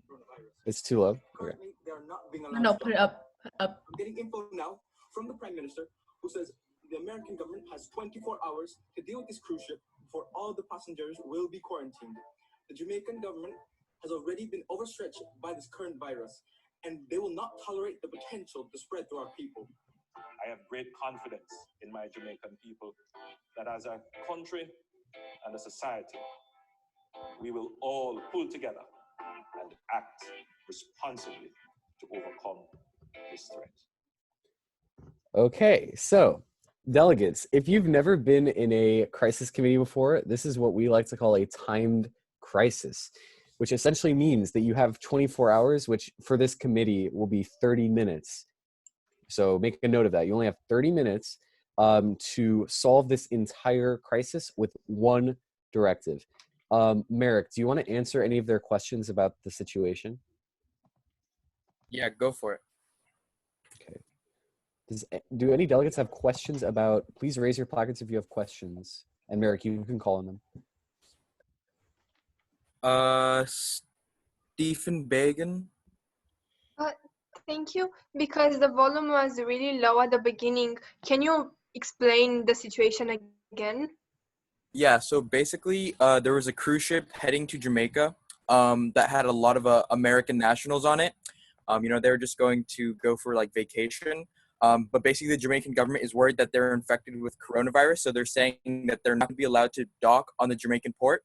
And that the U.S. government has 24 hours to basically react and deal with what they're going to do with these few thousand American nationals who are currently stuck at sea.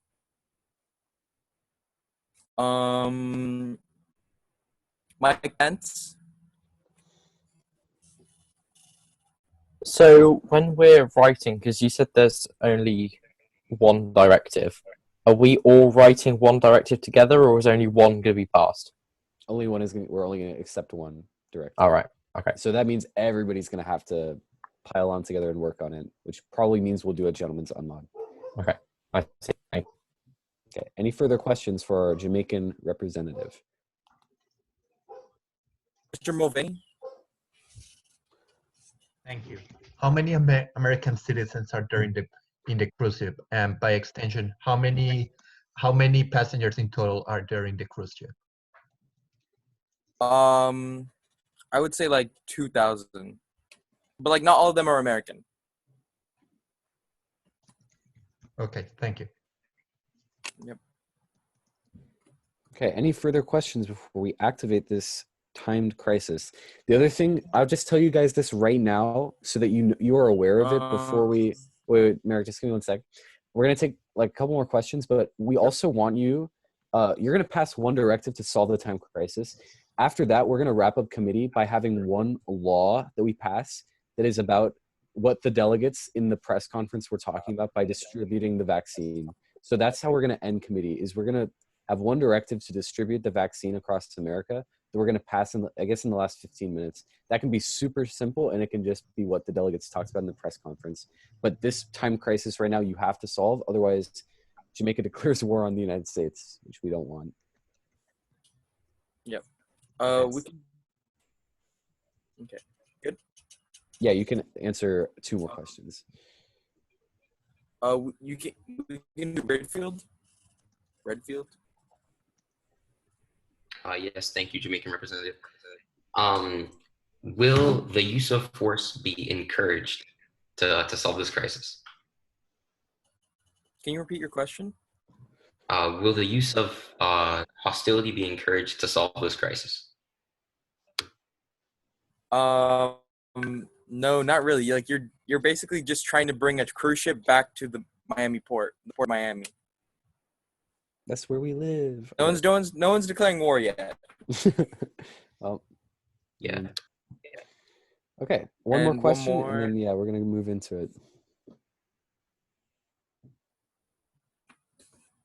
Any questions I by think- someone who hasn't asked a question yet? Did you get Redfield? Yeah, we just did Redfield. And okay, and did Fauci get Fauci? Did you have a question? No, I did not. Okay, then with that, we can move Do you directly. even have a question? Did you have a question, or did you asked the question already, right? Began. Sorry, it was my mistake. Okay. All right. With that, there are no further questions. So, delegates, we are, by chair's discretion, we're going to go into a gentleman's unmod. Before we start doing this is incredibly important. I'm going to put the 30-minute timer on the screen. You guys have 30 minutes to solve this, write a directive. It is completely up to you how you do this. Because it's a gentleman's unmod, it's just going to be you guys all talking at the same time. You are going to have to figure out amongst yourselves who's going to talk, like how long you're going to talk for, because you're all going to be unmuted, and you guys can't mute. You can mute yourselves, but you can't mute each other. So we're going to be watching this, and we're really interested to see we're going to be really interested to see how you guys diplomatically work out who talks, who holds the floor, who shares conversational time, whatnot. Does anybody have any questions about how Gentleman's Unmod works? Because we want you guys to all be clear before we throw you into it. Any questions? Okay. Without any questions, we're going to start this unmod, but let me just put your timer up first, and I will unmute you guys after that. And all crisis staff, if you guys have any more notes that you want to, if you guys have any more notes that you want to read, if not, you can stay and watch them and take notes on how they're doing. I'm sure Joaquin will finalize anything he needs to do. Okay, got it. All right, then we are going to. In terms of crisis notes? If there are more notes to read, you can do that. If not, you can watch them in the unmod. Yep. Okay. All right, everybody ready for the unmod? Just anybody not ready? Raise your placard now or forever hold your peace. Some people are chatting. Anything in the chat? People are chatting. Okay, all right. We're gonna kick you guys off. You ready? Joseph. I need those groups again. I need to redo it. No, they're not doing breakout rooms. They're doing a gentleman's unmod. Gentleman's unmod? Yeah. Okay. Yeah. My bad, yeah. Okay, ready? Ready, set, go. You guys are all going to be unmuted. Guys, so can everyone hear me? Okay. Hey guys, Can I want to just firstly just say something?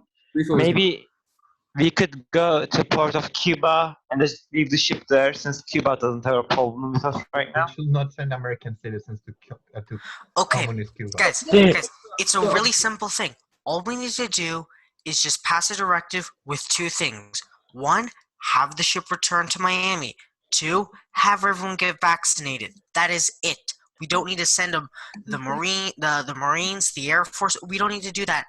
If we want, we could send a ship to accompany them, but that is it.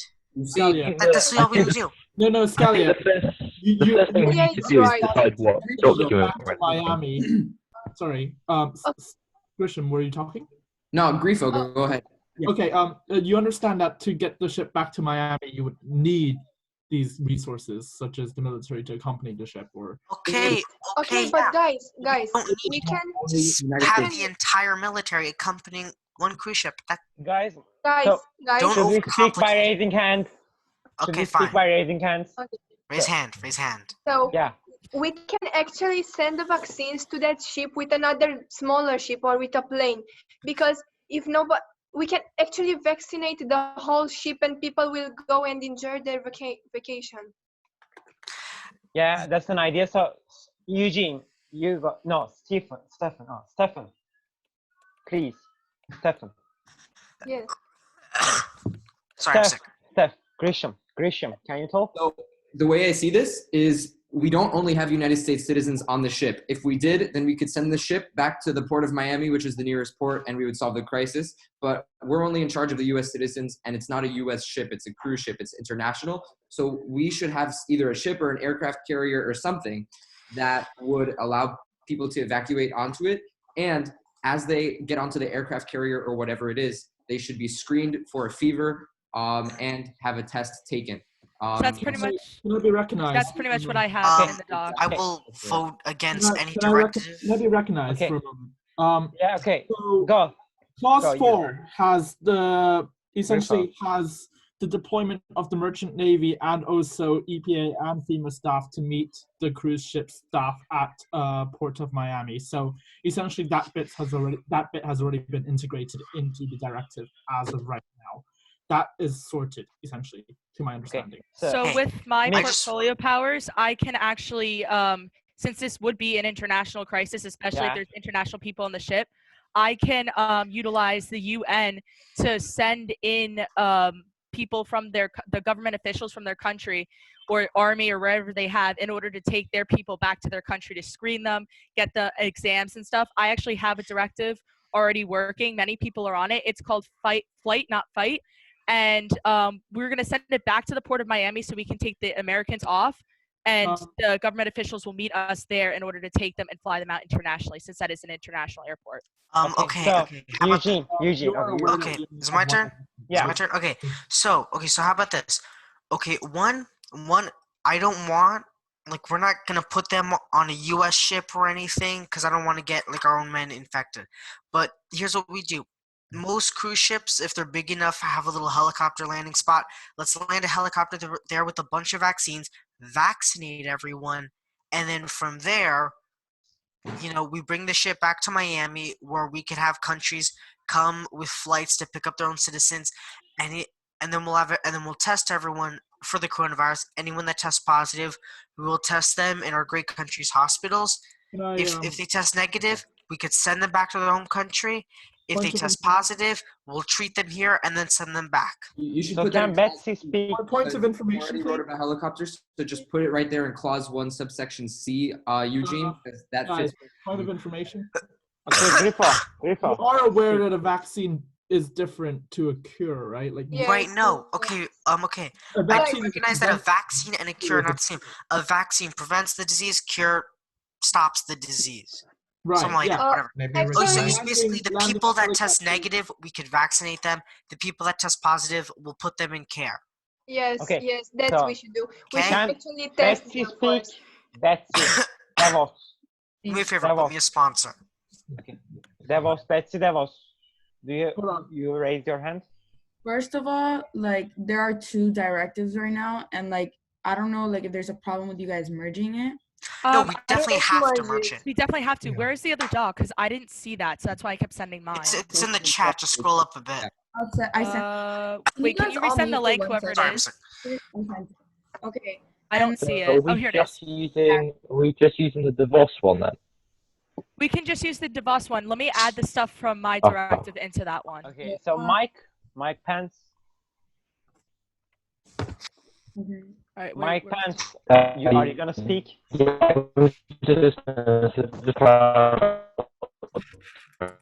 Mike, you're a robot. Yeah. So I can't hear. me neither. So can Mick Mulvaney? Okay, yeah. Okay, so yes, we've been addressing a lot about medicine and how to get it there, but we also Mike Pence, can you write your ideas? Right, please. Yeah. Okay, we also have to consider that cruise ships probably extending its stay in a port in the sea, so they're probably lacking resources, not just in medicine, but like food, but like what you need to survive a day-to-day basis. So I say we also use contact with private industries in order to send those supplies, especially food, so the people there don't starve and don't get sick in more ways beyond just coronavirus. Okay. Can I recognize, please? I can help with that. I'm sorry? Please do so. Grifo, I think. Right, okay, so essentially I believe that if we modify clause 4, we can have the merchant navy bring to the ship if that's what you want, Mulvaney. Or no? Sick If ship. that's acceptable for you. If you're okay with that, then we Okay, can. so Mulvaney, can you respond? I'm sorry, I didn't hear. Like, I legitimately did not hear. I believe that if we can deploy in clause 4, we're deploying the merchant navy. Hold on. The cruise ship. Yes, we can do it. We can combine ideas. Perfect. I'm gonna raise my hand. Really, you can Yeah, talk okay. let other people talk. Too. Okay. Yeah. Is anyone finished? Eugene. Okay, thank you. Clause 1, while I do agree with it, it seems very overboard because we only need like 1 or 2 helicopters monitoring the ship, and Right. we shouldn't have 2 aircraft carriers. We could just have a cruiser to monitoring the ship. We don't need to waste resources that could be better used elsewhere. So I wrote that clause with the idea, like I said before, of since they're all U.S. citizens, or we could just have the Coast Guard do it. The Coast Guard could do it. We don't need the Navy. The Coast Guard has access to the aircraft carriers. I mean, it has. Okay, no, the Coast Guard actually does not. The aircraft carriers under the Navy. Let's just have the Coast Guard handle it, not the Navy. Okay. Okay. I think we use the Coast Guard aircraft carriers. You're right. Like the Navy is busy actually fighting in wars. The Coast Guard, that's their job, but they have their own aircraft carriers. No, do they? Hold on. Okay. By the way, can Stefan speak, please? Stefan. Can I speak? Yep. Sorry. Okay. Thank you. So I think we are a little bit overreacting because yes, the Jamaica or something like that was suspicious that on our ship people were sick, but we actually do have the resources to test them on that ship right now. And if they are not sick, we can literally send them to continue their vacation. No, we should No, not have because- them. We should bring them back because some of them might have contracted the disease. So We even are if going 1 to or test 2, them. We are going to test them, we're and going to if they are test them, not but sick, still, I think because a test, it takes a few days to come back, for the results to come back. So I think we should have them quarantined until the results do come back. we can quarantine them on the ship for like 1 day because the cruise ship has literally all the resources. If you haven't been on a cruise ship can go into the ocean for like 10 days without going to a port to take new resources. So it's not that big of a problem. Okay, right, but the thing is, like, a cruise ship. Can we hear out Dr. Anthony Fauci, please? Because Sorry, Dr. Fauci. All right, thank you.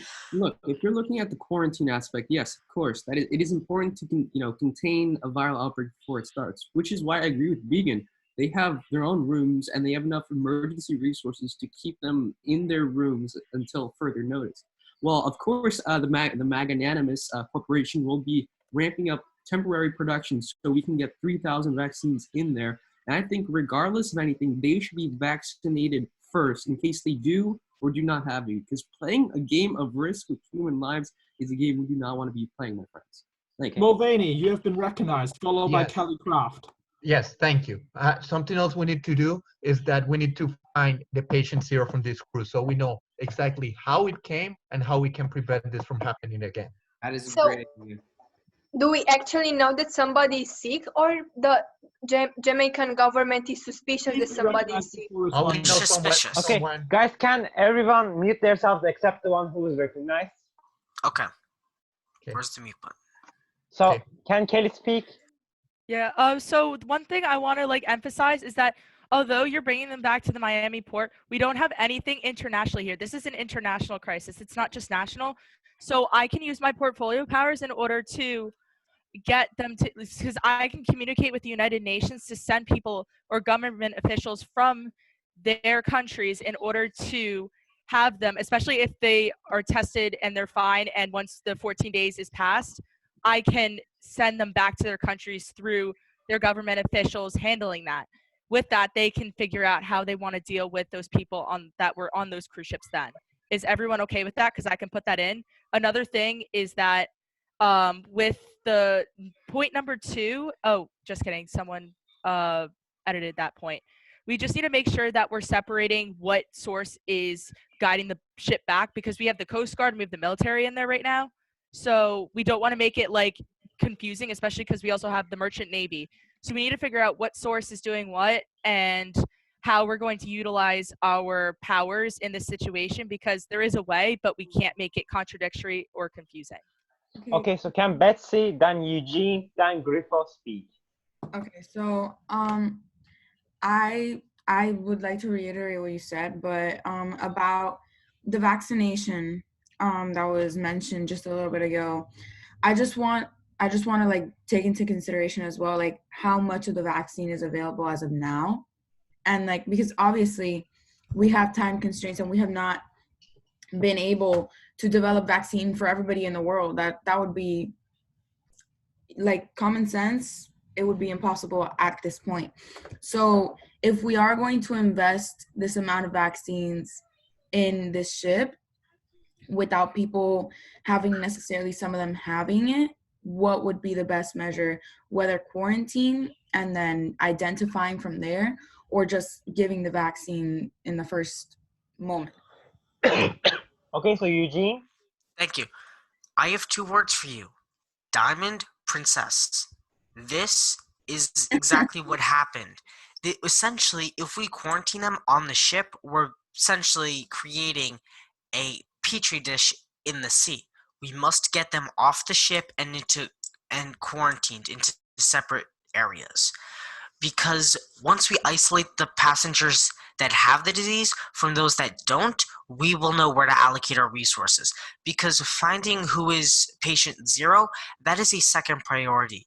Because if we're going to mess around with that before we even treat them, then it's just, okay, I do recognize that it is important to find patient 0 to figure out how this spread, but I think that we should allocate our resources wisely. Okay, so wait, who's next? Griffo, right? Griffo, Grissom, and Fauci. Did you get it, Griffo? Griffo's about to speak. Yeah, Okay, now so Griffo. I just wanted to clarify, because there seems to be a lot of confusion regarding what the roles are.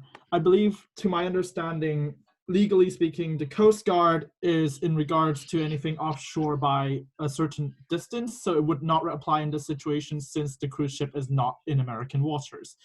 The military can be deployed anywhere in international waters, but it needs permission to enter foreign countries' waters. And the merchant navy is purely for the supply chain of deployment in terms of the vaccination and other humanitarian aid. So that's just the clarification there. That's all I wanted. Grissom. I wanted to just clarify the questions that were surrounding the quarantine. I definitely don't think, I think Eugene is right about the whole Petri dish Diamond Princess situation, but I have a clause there that institutes a mandatory 14-day quarantine, but it's in their own homes after they've been evacuated from the ship. So it is not being quarantined on the ship. That was a horrible move with the Diamond Princess. And it also reduces it to 1 helicopter. And I want to just ask about the aircraft carriers, because I think that's the most effective way to evacuate the U.S. citizens, because, again, those are the only people we need to worry about, or else we could just move the entire ship, but we can't because they're not our waters and they're not our people. So we have confirmation now that aircraft carriers are also under the purview of the Coast Guard. Wait, Okay. can I? So Fauci will speak, then you.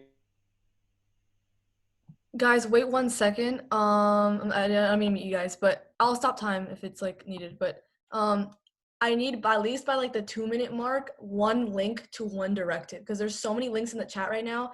Like, just send me 1 by the 2-minute mark, just so that I have something so I can put in the folder. Okay, you guys are good. Bye. Guys, okay, so now Fauci, then Devils. Right.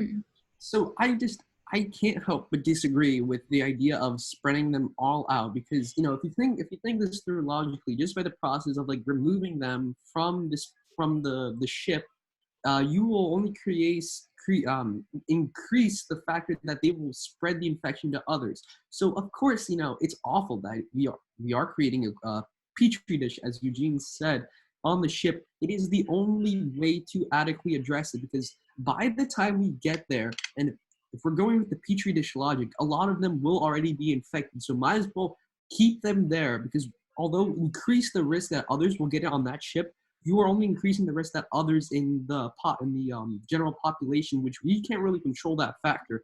So we limit it to the crews and quarantine them there and treat them all there. You're reducing the risk that it spreads beyond our control. Okay, Davos. Then Grisham. I do personally believe that is, although the diamond situation was unfortunate, I do believe that the possibility of spreading out, how are we going to do that? How is that going to be executed? That is one of my concerns. And the second concern that I would like to voice was that we should be doing all the legislation that we are passing according to the United Nations Convention of the Law of the Sea. And if we are sending all of this personnel, we do need to consider how dire our situation is with Jamaica. So communication with them would definitely be an important aspect before deciding what to do with the ship as well, seeing as it is not only our citizens, but citizens of their population that are concerned and are also very terrified for their lives. So if we are going to spread these people out, how exactly are we going to assure that their disease does not spread to those in their mainland or any surrounding areas or islands? So you mentioned two questions. Grisham, Griffo, then Eugene. Thanks, Kudlo. I wanted to respond to what you said, Betsy, because those are two questions that I wanted to address, so I'm glad you brought them up. I'm going to be quick about this. So first of all, communication. I think we should do that through the communication process that we've already established, through various directives we passed regarding the press and COPU, et cetera, et cetera. And I can add a clause about COPU towards the end, since at the beginning we're more talking about military. I think the military, should stay the first clause, but then the second thing you said is something another person iterated as well. How are we going to prevent the people who are leaving the ship from infecting other people on the mainland? That's what a quarantine is. It is preventing them from coming into contact with anybody else. And that's what some of the other cruise ships that are not as notable as Diamond Princess did. The reason why we don't know the names of those ships is because they haven't been in the news, is because they have not become the petri dishes. They quarantined, and as soon as the people were evacuated off the ship, they had no contact with anybody. They were put into hospitals. And for this extenuating circumstance, there is definitely a hospital in Miami. Jackson Memorial Hospital, for example, is completely free for a crisis exactly like this. In fact, I'm going to add a clause concerning Jackson Memorial Hospital right now that will say after the people are evacuated, they'll leave the ship and go straight to that hospital, and they won't come into contact with anybody except themselves. So they won't spread to anybody. Are we all in favor of that? Yeah. Yeah. Okay, so Griffo, Scalia, then Stefan. Okay, so now that Grisham has rightly so pointed out a very effective manner of dealing with the people on the ship who are passengers, we should deal with the fact that not everyone on the ship are passengers. For example, there are crew that needs to man the ship in all situations. We should be providing advice and expertise in terms of how they should deal with the situation at hand currently. I suggest that the Merchant Navy, or at least some sort of army detachment, should deploy at least some sort of FEMA or EPA staff there to advise on the existing crew of the ship on how to deal with them as of current. In the meantime, I mean, if that's okay. Yeah, okay. Okay. Scalia. So thank you. Okay, so first I want to say I heard Betsy DeVos say this, something about the UN Law of the Sea. While we do abide by its rules, we are not signatories to it. We do not need to follow the law of the sea. Also, yeah, exactly.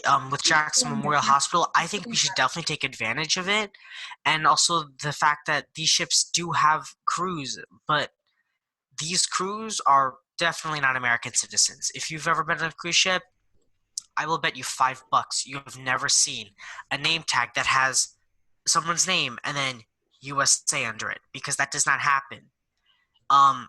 We so but we have to be prepared to take care of these people. And if a country physically comes to us and says, hey, give us back our citizens, we will say no problem. But until then, we will treat them and make sure that they do not die from corona. Think we can all agree with that? Yeah, okay. Now Biegun, Kelly, then Griffer. Okay, so I think we all agree on the fact that we are going to get the ship in Miami. We are going to take the people out and put them in a quarantine by CDC. And we are going to use the US ambassador to United Nations. We are going to collaborate with Kelly Crafts and United Nations to talk to all the countries that want their people back. And I think we should also talk to Jamaica so we can do this operation smoothly in their international waters. Okay, Crafts. I agree with what Biegan said, and I also believe that with this, what I'm confused about is Section 6. It says, ask the CDC to organize an investigation who was the patient zero. What is the purpose of that? Because aren't we just trying to get our Americans back to safety and everyone else that's in the international committee back to safety? So why would figuring out who patient zero was be important to this matter? Okay, now Griffel, then Mulvaney. I'd just like to retract my my hand raise. Okay, Dan Mulvaney, you may speak. Yeah, okay, Kelly. I wrote that clause. I wrote it with the goal because, like, by determining who and how patient zero happened, we can determine where there's been unsupervised community spread in the mainland. So, like, let's say patient zero, the example I put, is from New York. Then that way we can analyze where there's been community spread in that state that we haven't seen yet, which will be very important to determine how to focus our nationwide vaccination efforts the better. Okay, so does anyone want to speak? Fauci, you may. Then Grissom. Hey, Kudlo, you want to speak at all? Who? Do you want to speak, Kudlo? Yeah, I'm just listening. Then okay. Let me speak. Okay, I'll speak. So like this matter is really concerning, and I really like all of your ideas. But like yeah, as Eugene said, we need to focus on workers too, because if we don't, like, it will be bad for them. Yeah, that's all. I just don't want to speak that much. Okay, San Fauci, you may speak, I think. Oh no, I was just gonna say that the idea of getting of finding out who patient zero is like a phenomenal idea, but like it's really difficult to do that under these circumstances because if multiple people have the coronavirus, it's next to impossible. So therefore, the approach of just going full on and testing everyone and then giving them all vaccines is the only way to ensure that this does not get out of our hands, becomes another health crisis. Isn't that our ending here? Okay, no, Grisham, no, wait. So Grisham will speak, then you will speak. Okay, I have two questions. Well, I have a couple. So the first one is just procedural. Do we just need to finish this within 5 minutes, or do we need to start voting on it now too? Because if we finish it and then we have 30 seconds left to pass it, then we could just vote by acclamation then, or if no one opposes, it automatically passes. Yeah, that's what I was gonna say. Is I think we should pass this by acclamation. And I also just want to ask people whether we think that there's a more effective way of communicating with the passengers, because right now I feel like we're going to pass this and then suddenly the passengers are going to be sitting there and they're going to see a helicopter and just think, oh, hey, what's that? And then they're going to be evacuated and not be kept in the loop about this plan. So we should definitely keep him in the loop. We'll have Alex Jones tell him. He's the PR rep. Well, guys, we have such a good directive right here that I think we should start moving to pass it by acclamation right now, unless anybody wants to make any final changes to the document.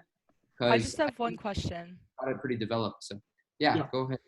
So when you have point number 1, mobilizes United States military, I know how you're saying like requesting Air Force to deploy 1 helicopter, but what's the point of helicopters guiding the ship if it's at sea? It's not in the air. It's more so we need ships at sea to guide it. So why do we need to spend money on an Yeah, Air Kraft Force makes helicopter? a good point. Right. Kraft makes So a the good way point. I see this is, this was the way we got the crisis update was through the news, right? It was kind of like a big update saying this is a public emergency that everybody is paying attention to. It's not just the government that knows about this.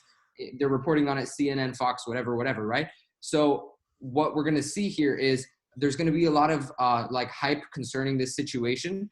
And if we don't have a helicopter to monitor it from above, not only to make sure that the other news organizations there that are circling it are staying in line and not harassing the ship, but also just to ensure that the United States government has a good eye on the situation from all different angles, then we're going to be able to maintain this not only as a health crisis, but also as a PR crisis, because we need to look at it from both angles, because, you know, this isn't just a public health issue. Can we write that into the directive? So because I feel like being specific is key so that there aren't any loopholes within this, so nothing out of what we can see can happen. Okay. So can Mulvaney speak because he wants to speak? Mulvaney. Say it again. My apologies. I was writing my crisis note. What do you want me to do? Do you want to speak? Do you want to speak? I mean, do you want to speak? Not necessarily. I don't see anything anymore. I forgot to You guys lower have that. like 2 minutes ish. Okay, let's get the thing finalized up. Okay, yeah, Oliver, you can talk. I don't care about the order. Everyone can talk. I think. Shall we vote by roll call or? No, vote by acclamation. If no one opposes, then we passes. Yeah, I move to introduce this and vote by acclamation with Wait. Is it finished? Did everyone? Is it finished? Yeah. Can I just check it? Yeah. Okay. So everyone, if you want to check it, quickly go through to make sure there aren't any mistakes. Also, don't we have to get the chair to organize this part? Well, okay, we have co-chair Rachel. Or chair Yeah, Rachel. I think it's okay. Guys, I think I'm it's not okay. going to make anyone vote right now until we have the entire crisis staff and my co-chair come back in. Okay, so we're not gonna vote now. No. You guys are not voting, but you guys do have 1 minute and 28 seconds to talk about anything else that you guys might need to add. So, everyone ready? I feel like this is great as long as everything is specific so there aren't any loopholes. This should pass and it should be successful. If anything is not specific, please elaborate into the directive. What do we think about Alex Jones there at the end? I think I think it's unnecessary. We already have. There is no necessity in directive. Just write it. I don't think it matters if you don't. To my or if you do. understanding, there will be FEMA staff that are deployed on board the ship, so there will be no need for that, essentially. Yeah. Can we just delete it? Because I feel like if we add too much that's irrelevant, it might cause more issues. Sure. Okay, sure. Yeah, overall, I think Sorry. It was a good gentleman's mode. Great job. I think it's targeting. Great job, everybody. Yay. Yay. Applause. Yeah. Yay, Also, we like, did for good. the Austin thing, The like, world's I'm really alive. So I'm just gonna mute everybody for a second. Okay, everyone's coming back, so let's just wait until Joseph is on the screen. Okay, Joseph, you're here? Yeah? Okay. Hello, delegates. I'm back. Okay. Wait, lower your hands, Dels. Lower your hands. Laura, your timer's going off, I think. Oh, sorry. Okay, so this is our final directive in this committee. Laura, do you want to read it? Okay, sure. Yeah, go for it. So, all right. Directive Sink Ship.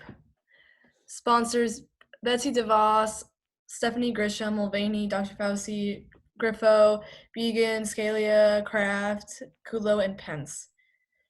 The White House Coronavirus Task Force mobilizes the United States military, requesting that the Air Force deploy 1 helicopter to the Jamaican airspace to surround the cruise ship and monitor the ship in order to manage this not only as a health crisis, but also PR crisis, seeing as how the world is paying attention to this crisis and it must be addressed from all angles, sending 2 aircraft carriers stationed in the Caribbean to the cruise ship to allow citizens on the ship to evacuate onto the aircraft carriers, sends the aircraft carriers to the port of Miami after all U.S. citizens evacuate onto the ship, requires that every U.S. citizen evacuating onto the aircraft carriers be screened for a fever and have a coronavirus test administered, institutes a mandatory 14-day quarantine for all evacuees in a special CDC quarantine center in Jackson Memorial Hospital, quarantines all evacuees in the Jackson Memorial Hospital, which is currently empty and waiting for a crisis such as this one, mobilizes the Coast Guard, have the Coast Guard to communicate with the ship's captain to bring the ship back to the Miami port, utilize their ships to guard the ship as it makes its way back to the Miami port,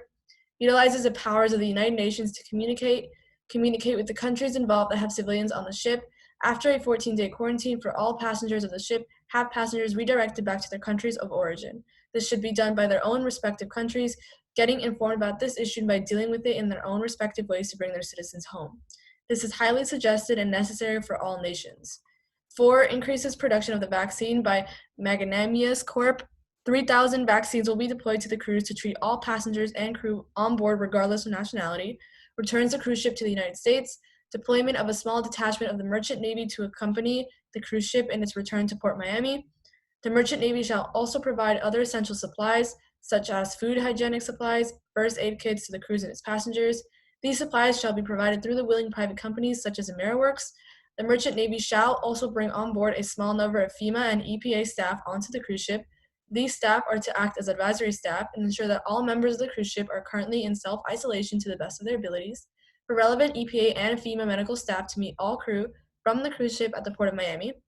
For FEMA and EPA medical staff to carry out extensive cleansing of the ship. Ask the CDC to organize an investigation to determine who was a patient in the cruise and how the infection spread. Also determine how patients got the virus to determine whether untracked community spread has happened in the United States, and use this data to determine whether unsupervised community spread has occurred. Request that all cruise ships that dock in U.S. ports test all passengers for COVID-19 before they enter ships to prevent the spread of coronavirus on board from this date onward. And lastly, 8, announces to the public the success of this operation, using COPU to inform the public of the operations underway, communicating with all U.S. citizens about the ship to keep them in the loop about the evacuation process, reaching out to the cruise ship captain, informing them about our oncoming supplies, aid, and workers to prepare efficient care to everyone on board. Okay. With that, this directive was worked on by everybody. So I'm going to assume that you guys all agree with it, since you all worked on it together. With that, we will now enter voting procedure on this final directive to secure the sick ship and distribute the vaccine to prevent a war with Jamaica. All those in favor of Directive Sick Ship, please raise your placards now.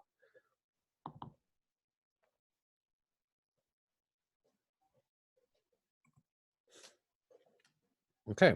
All delegates opposed, please raise your placards. That was everyone. It was 10. Okay, this directive passes unanimously. Woo! Yay! You did it! So there is one more thing, and I think Joaquin has something to say. Oh yeah, all crisis, all staff, we all have updates. So you guys solved that timed crisis situation, and now we have our final crisis updates for you guys about the current situation. So, Joaquin, without further ado, go ahead and take it away. Sure. So, due to your guys' incredible effort, so Fauci and Began have been upgraded as top officials of the CDC. Kraft, for her valiant diplomatic effort, has become a U.S. representative for the World Health Organization. In addition to that, Grifo has become the sole leader of FEPA, which is the integration of the EPA and FEMA, and is responsible for containing the last few infectious zones of the United States. The efforts of Grisham and other U.S. officials within the committee to make it seem like the economy was actually worsening destroyed the credibility of Donald Trump before subsequent economic recovery could bolster his approval rating. The Mnuchin-Rubio ticket won the presidency. Trump decides to move to his mansion in Greenland and remains and eats his Egg McMuffins until he dies. Pence remains governor of Indiana. The monarchy does not change. So Ivanka Trump is still princess of the United States.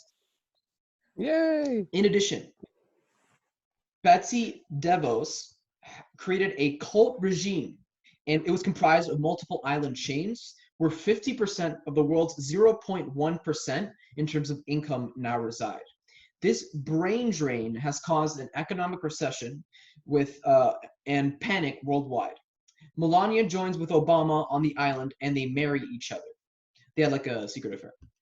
Robert Redfield has announced that he was actually the pigeon guy, and that what Mnuchin did was just a cover-up. And so he has established the United States Pigeon Service, and that is a mail system comprised of bird messengers that will replace the United States Postal Service.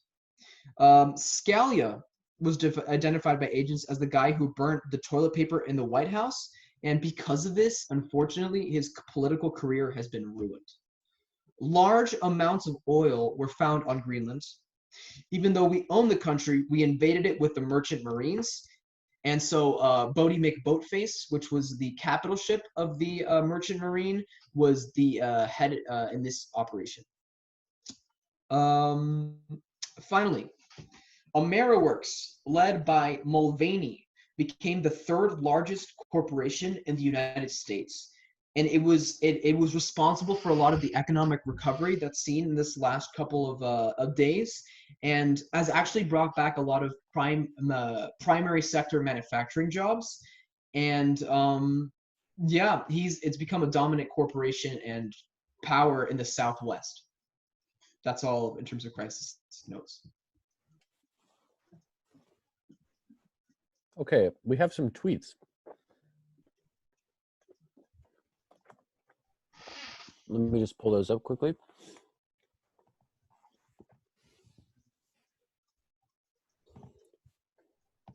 Okay, I will read President Trump's final tweets in office. Here we go. Bruh, these clowns really got me out of office. It's whatever, though. I'm finna go to Greenland and eat these fire egg McMuffins in my tower. Hashtag quick flex type beat. Okay, next one. Can't believe I lost. Mnuchin the fraud. Election sham. Might as well rename the White House the Ronald McDonald Center for Politics. Oh, wait, never mind. Guess I lost the election. LMAO. Lol, can't wait to win this election. Hashtag 2 times. And then we have his final statements in office about your coronavirus efforts. Glad to hear our wonderful scientists have found a vaccine. Our allies around the world have once again shown that our unity is the best. And with that, President Donald Trump has been removed from office and been defeated in the election. And you guys found the vaccine and solved coronavirus. If only that was real. We wish. If only that was real. Okay, well, it's 2 o'clock, and we're done with committee. So what we're gonna do, I have to dart out, but what I'm gonna say before I leave is you guys, throughout the course of today and yesterday, did a fantastic job in this committee, and I loved watching all of you speak, present your unique plans. We, on our part, this was our first time ever doing this, and we absolutely loved getting to see not only you guys and your crazy ideas, like the pigeons. I mean, some of the stuff, like I could not stop laughing at certain points in this committee, and this was such a fun first experience. We also loved getting to make these updates for you guys. Like, it was so much fun to come up with such creative stuff to have you guys react to and like have to deal with. That's my feedback. I loved chairing this committee and I had a fantastic time, and we cannot wait to do it again. Can I take, before everybody gets to say like a little word about everything, my co-chair pointed out to me that we need a motion to wrap this whole thing up. So do I have a motion from anybody? Laura, what's your motion? Motion to end debate. All those in favor? With that, I now call this first ever committee of Cypress Bay EMUN finished. Thank you guys so much. We absolutely love this. Joseph. Yeah. Amazing. So for feedback, we're still gonna do it again like we did yesterday with the emails. Okay. And then can you guys, okay, actually on the little raise hand, can you guys click if you would want to do this again? Raise hand? Yeah, like click the raise. Okay, that's a lot of people. Can we actually do a GA type of committee? So we are planning, the next conference that we are planning is to do GA because there is a lot of people that showed interest. So we are planning that, but I just kind of want to get an idea of how many people did like this, just so that I know. Okay, so that assumes like mostly all of you guys, or all of you guys actually. So, okay, cool. Okay, well, yeah, so we're gonna like the officers, or sorry, the staff, are we gonna get together and do the feedback? Yeah, so we'll get together and do the feedback, and then the awards. So we'll send out like the award stuff digitally. Just give us a little bit because we do have to like finish some feedback stuff, finishing everything, and then we will send that out. So you guys don't have to leave the group chat yet. I would wait a little bit so that we can just communicate with you guys. I'm also gonna be we're all gonna be emailing too, but just in case, just stay in the group chat for a little bit longer. And then yeah, are there any questions?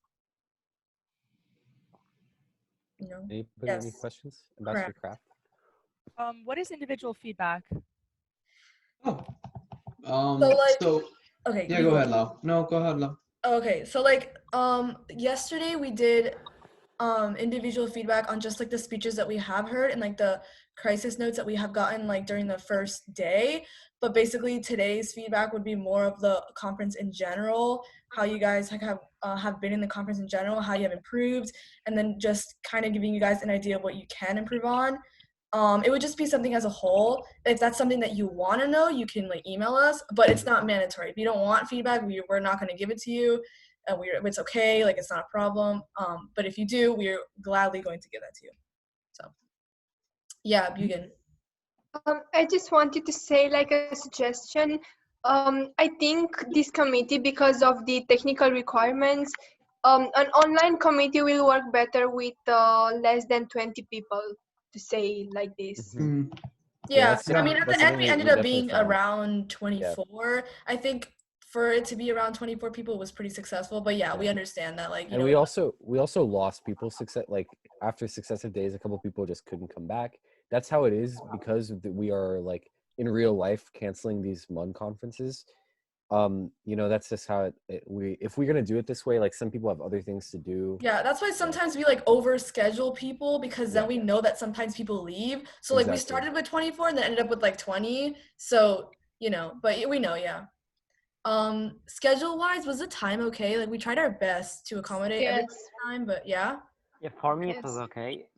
Yeah, it was really good. Okay. Just the right time. Okay, so any last questions before we disperse? Yes, Craft.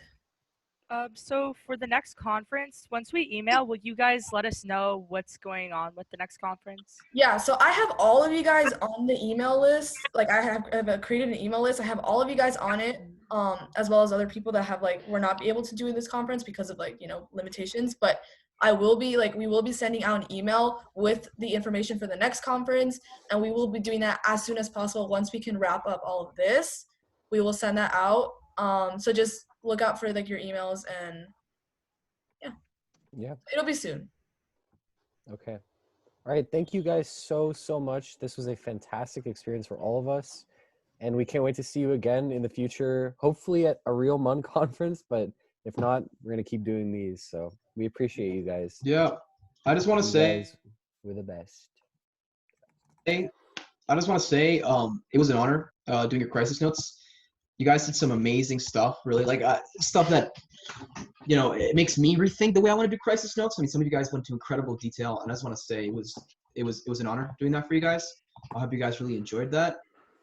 And one last thing, we are considering posting the live than we did yesterday, but before we can do so, we just wanted to ask if that's okay with you guys, if we have consent from you guys to do that. If there's any objection, then we'll just inevitably not be able to do it. But if everyone seems okay with that, then we would follow through.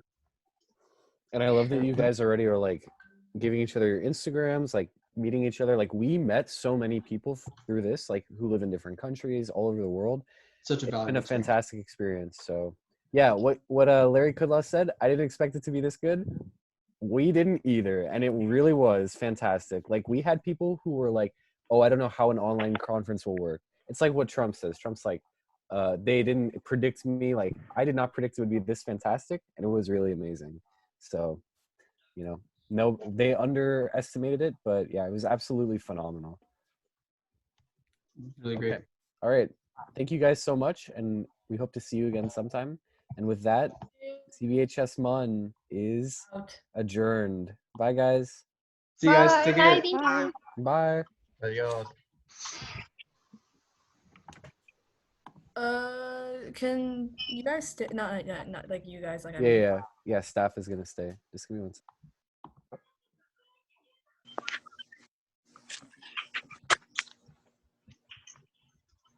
I'm gonna change out of my shirt because Excellent job, guys. Wow. Guys, we did it. Yeah, We're doing feedback right now. Can we like talk about what happened first? Yes. Bruh. Mulvaney has another crisis note. Why are we doing right now? Fuck it. I'm gonna write it. No. Guys, it actually ended up being so. Everybody freaking raise their hand and do another one. I feel so like. Dude, Andrea raised your hand. Yeah. Dude, I saw that. I was like, that's 11 people, not 10. I'm gonna write LMAO. AmeriWorks took over the United States. I'll just say like. yeah, I have to go out to public. That sucks because I have to wear actual clothes.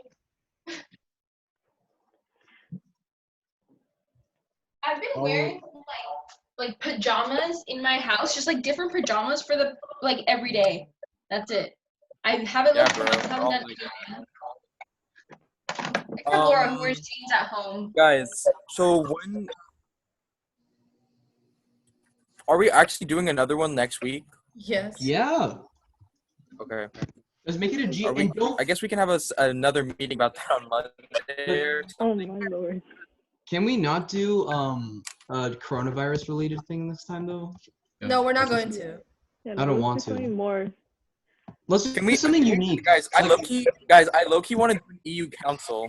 Yes, let's do it. Yo, I did EU Council last year. It's actually so much fun. African Union, bro. African Union. I know, because it's like cool, because you're like representing a country, but you're also a person, so it's like kind of. I want Africa. How? I think African Union was a missed opportunity when we did it for a mock simulation. Yeah.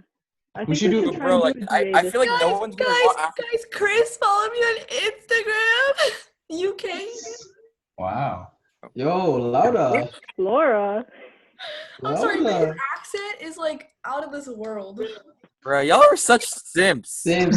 Facts, bro. Nasty. Joseph, you were like extra simping today, bro. Don't worry. Heart Mateo. Yeah. Nasty ass simps, bro. I don't fuck with no simps. I'm gonna have to let. Wait, Chris is like left halfway through though. I say we just give him best delegate and that's it. No, wait, guys. I know it's a you joke. to, like, I agree. Okay, guys. Okay, concerning points and like finalizing who won and everything. Right now, I have a speech quality column that's empty, which I need to decide with Joseph. And then I have a crisis notes art column that I need crisis staff to edit. Like, I won't touch that column. You guys can do that. Yeah. Crisis notes. Fauci, Fauci had the best crisis notes. Okay. By, like, really. How did Fauci do in committee? Pretty He did good. really well. I think he was Right tied now- with Grisham for like an outstanding or something. Okay, right now, the one with the highest points is Grifo, actually, with 15. Grisham has 14. That's fair. and then Grifo's up Fauci there in has terms of. 12. It's Grifo Grifo, Grisham, and Fauci. That's the order right now. What did Grifo do in crisis? And what notes? about Dude, he was behind all of the EPA stuff. It was all really like he was the type of guy who was helping. Oh yeah, EPA stuff. It was early. how many awards are we giving? Like, what are the positions? Best, outstanding, Best. honorable, and verbal. Should we have 2 honorables? It's up to you. If we get more awards, then people will be more happy, and then they'll want to do more conferences. Yeah, I'm okay so with it's doing like a win. Okay. honorable. Just let me know because I have to like create 2 certificates. Yeah, that's okay. Okay. So 7 I really verbals. think Fauci, bro, I'm rooting for Fauci. His crisis notes were spectacular. Fauci was good. Whoa, we gotta. Well, this was one of the best conferences I've ever been to, bro. We're a bunch of monkeys, and she really said that. Bruh. We planned this in 3 days, and we did it better than like some college month that Dude, did it in this like is a better year. than Mixon. Literally. This is a better experience. This was better experience than Mixon. I'm telling you right now. This was way better than Night One. Bro, Night Sorry, One was a Lada. mess. No, you're gonna have to redeem Nixon, but I'll be optimistic for Mixon if you're like undersecretariat or something. Like, got him. Wait, are we still live streaming? No. Because We were never live streamed. We were YouTube did like some fascist censoring, bro. Because we were like not on the. We were like. You violated Wow, you were recording, right? Oh, it is recording. Wow, you're recording, right? Yeah. Yeah, that's why I was like, wait a minute. Uh-oh. No, but that's fine. So yeah, just. Okay, stop recording.